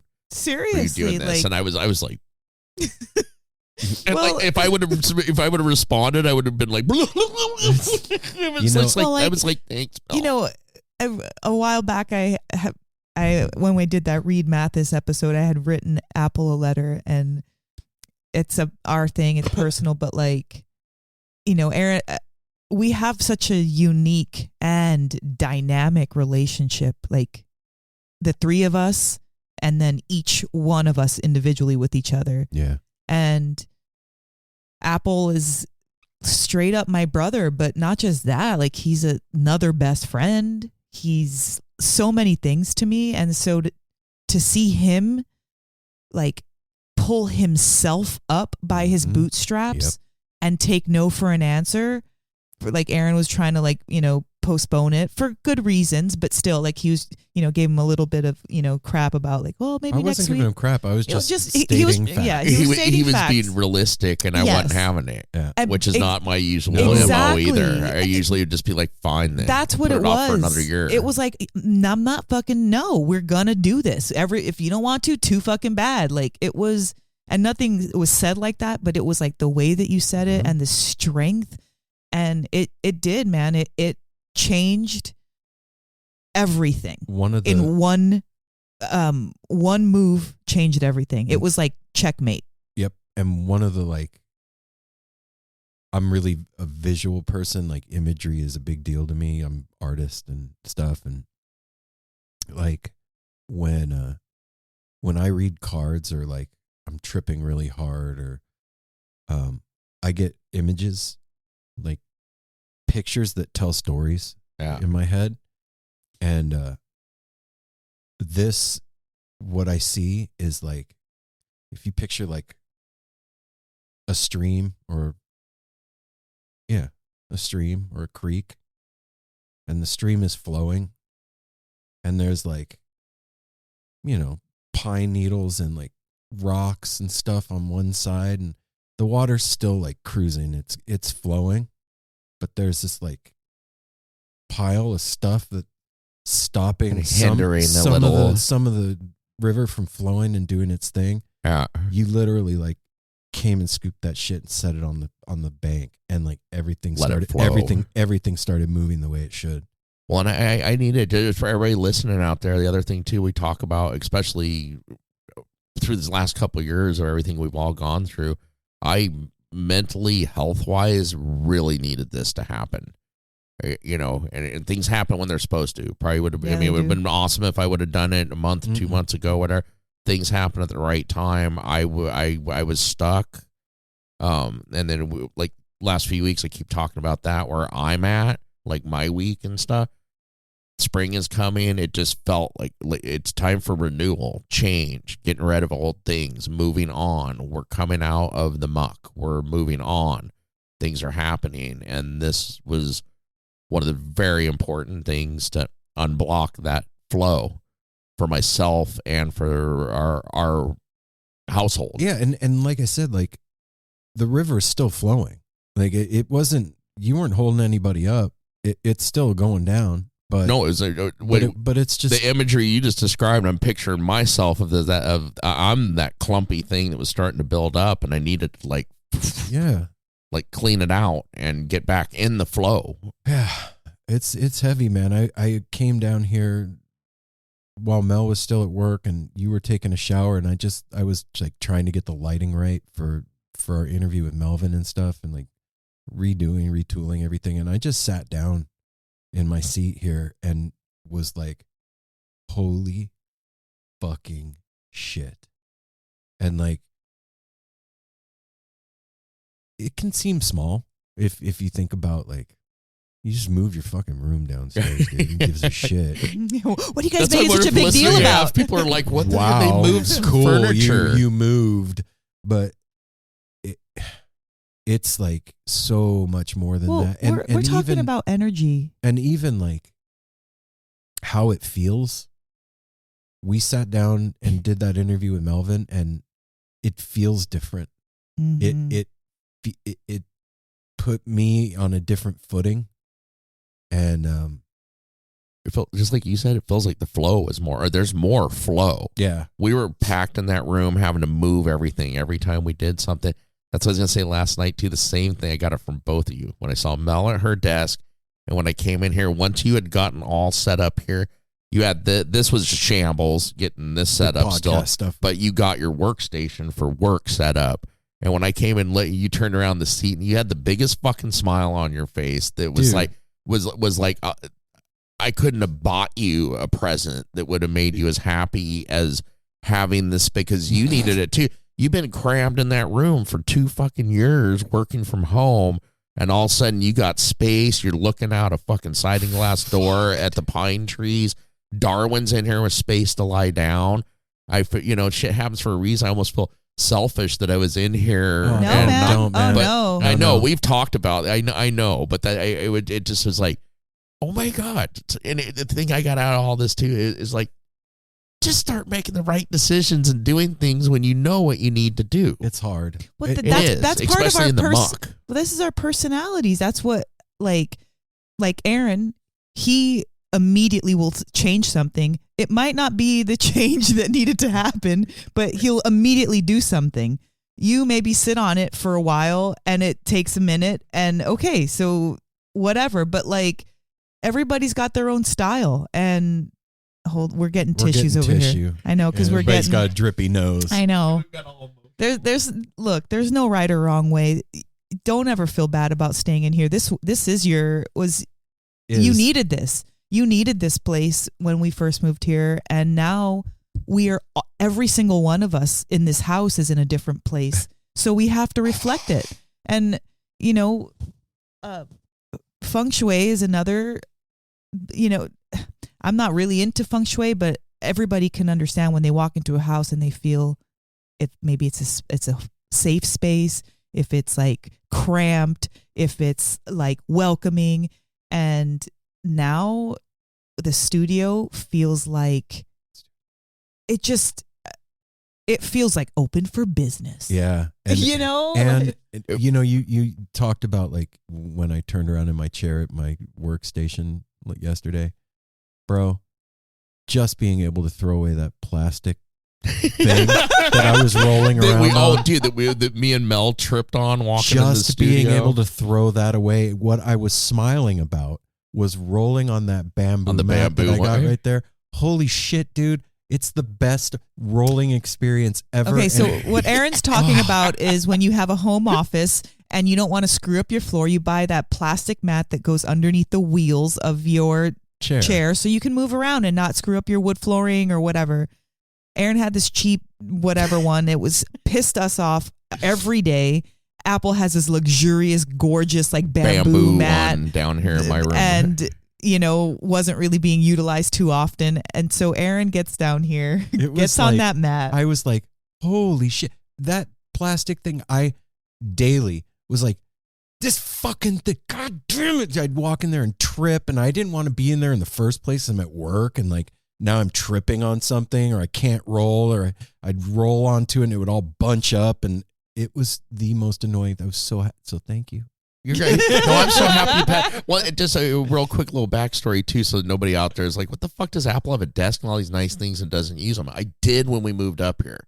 I used to split duty. I just didn't feel like I need to explain that. Like, why does Apple have a nice desk and all that for no reason? I went with you to buy that, remember? He works in the cannabis industry. I worked for my dad. I worked for my dad back in Vegas. He's an attorney, and I worked for him for many years. When I moved up here, he didn't know what to do without me, and I needed the income, so I worked remotely for him for quite a while, and that's why I had that desk and a desktop computer and all those nice things. But like everything else, like a lot of my possessions, I've outgrown them. It's another thing of moving on.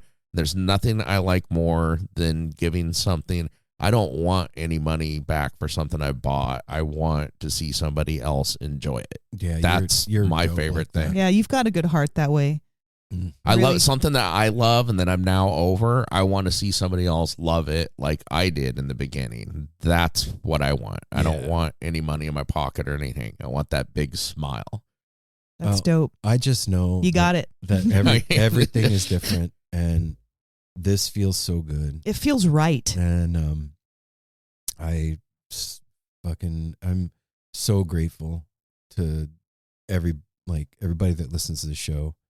And you guys are the reason that we do this, and this is the thing that's giving us life and purpose and fun and direction and all that shit. So I hope you guys out there get it. I think so. This is Yeah. not just I fucking know Simple Road. It's a podcast. Cool. Yeah. No, sorry. This is serious business, man. Yeah, we're super serious. Yeah, serious. Well, like So anything that's really good, I think, it's not for everybody. The people that get it really get it. No Simple Road is like tacos. No, just No. kidding. Well, so if y'all are wondering how our week was, that was it. Yeah, there's our week. It was a collective, pretty incredible week with really it's just such amazing forward motion. I feel like we went like 20 light years into the future, Octane with this. booster. And one last thing I got to add, because I told Erin this last night. Okay, I actually appreciate his, like he said, he was coming from a very made sense of like, dude, we got a busy weekend, and I was like, I don't care. All our fucking weekends are busy now.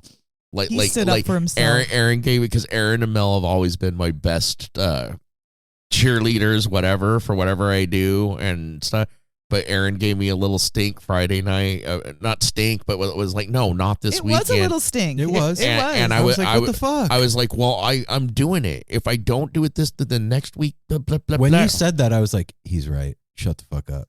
And it made me feel better, because it made me feel like I told you, it was like I made the decision. You guys have been behind my back. You've dropped little passive aggressive comments here and there and stuff. Mel did that a couple of weeks. I even pointed out your passive aggressive comments at the dinner table. Oh my I was God. like, I know I pissed you off because you got terse with Terse. me. That word. I thought about it all fucking night. I thought how hilarious the utilization of that word, and it was perfect, because it's hard to be pissed at you. Like, there's no literal reason to be pissed. No. It's just like, really, dude? Like, come on already. Let's do this. Yeah, you know what Shit or you get know off the what you pot. need to do. And we're both giving him like that, and then he's finally like, okay, let's do it. And I was like, no. Yeah. Yeah. Like behind the scenes, I was like, Erin, don't you ever fucking do that again. She If Apple was. said you need But to do that- something, then you fucking do it, because he doesn't. Like, I I was like, talking on to him. Mel about that. Me and Mel on the side for a minute last night. I was talking to her about that. Me and Erin, that's another reason we're such good friends. We've been in each other's lives so long. We've done that to each other our whole lives quite a bit when it comes to things. Yeah. Like we're both really good at starting things and not finishing them. We've done that. It's like, I'm going to finish this. And Erin will like almost be at the finish line. I'm like, why, dude? You just quit. like we know each other so well. We judge each other on past behaviors and things, but we always want the best for each other. And it's just funny that And we just happen to relationship. be in the future. Yeah. All right. Yeah. Everybody, thanks, man. Yeah. You guys fucking rule. You so cool. Yes. Liz and Erin, thanks for being on the show. Thank you for creating such a magical, beautiful piece of art. Yeah, and doing what you do. Yeah, for doing what you do. I hope everybody who has a deck signs up for the class and takes it to get even deeper. Erin is an incredible teacher. I think both of them are going to be doing They are, this one. Yeah. yes. And that's what's amazing is Liz daily, is an incredible once you have teacher this as well. deck, you're going to be following them daily on Instagram, because there's daily update. I mean, they are so involved in it. It's not like, I made something, here you go, bye. It's like they're in it. It's like, yeah, you're in it with them. Yeah. So www.gratefuldeadtarot.com. Sign up for the class. It is the minor arcana. What that means is there are 78 cards in the deck, mhm, and there's 22 major arcana. And then there's they call the small cards, or the minor arcana, and it is like the numbered cards, like the 8 of wands or the 8 of bolts or whatever. That's the cards they're going to be going over. And I would say, for somebody that's been in tarot for a while, the minor arcana can be the most confusing. So it's a great place to get a foundation. Get your feet wet. And get your feet wet. Yep. Because it will start you off with a knowledge of something that could otherwise be confusing. So it'll make it clear from the jump. And from somebody that is just really, for the first time in my life, learning tarot for myself, I thought just because of the minor and you look at this, it was like those aren't as important as sometimes they're even more important. Absolutely. And they go with one of the majors sometimes that helps explain why that major popped up. Yep. And I mean, there's so much to it. Lots there. So yeah, do all the things. And then go to nosimpleroad.com, sign up for a reading from me and Mel if you want. And also take care of each other. Yeah. Smile is stranger. And you know what? Encourage and uplift your BFF. Yep. Call them up, tell them they're doing the right shit. If they need help, go help them out. If they need a word, give them a word. Help your best friend out, because you don't realize how much sway and influence you have over them. Trey said it best. And with them. Try not to step on your best friend's feet. Right? Well, it's a good phrase. Good that's not what I'm talking about. I'm talking about encouragement. That's how I know. Don't step on your best friend's feet, meaning like don't fuck with them. Yeah, don't, but if you're not stepping on their feet, you're encouraging them to keep moving forward. Oh, see, I just took it totally literally. Like when you're dancing, don't do that. Well, you guys. Darwin said, make sure to give all your pets Aaron treats. just wanted to throw Trey in give there. Your That's pets fine. treats and love. Yeah, yes. Darwin. Do that. Smile at a Yeah. stranger. Wash your hands. They're dirty. Safety third. Hydrate. We'll be back next week. Do that thing you've been putting off.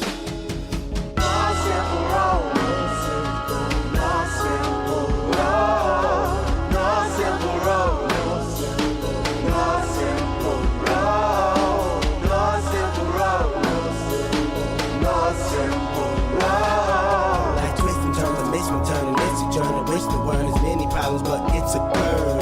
Family needs has been deferred, and hella means been the earth, and alchemy can bring the birth, the melody of a newborn. So persistent, so resistant, so insistent, so commitment, so resilient, or haven't you learned it? No simple road.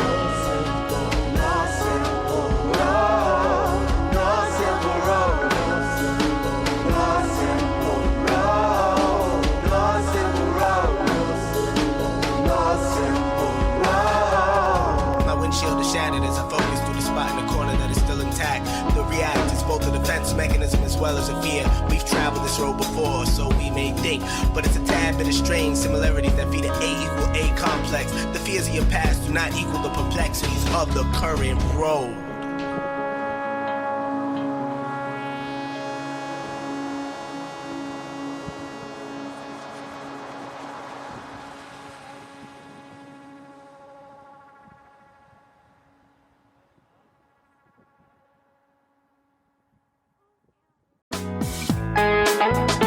Hey listeners, I want to tell you about the April-May 2023 issue of Relics magazine. Features a Dave Matthews Band cover story with additional articles and interviews with The National, Graham Nash, Wayne Shorter, ALO, Ivan Neville, our friend Eric Krasno and Stanton Moore, Marty Stewart, and much more. Check out the latest version of Relics and subscribe now at relics.com/DMB. Thanks, Relics.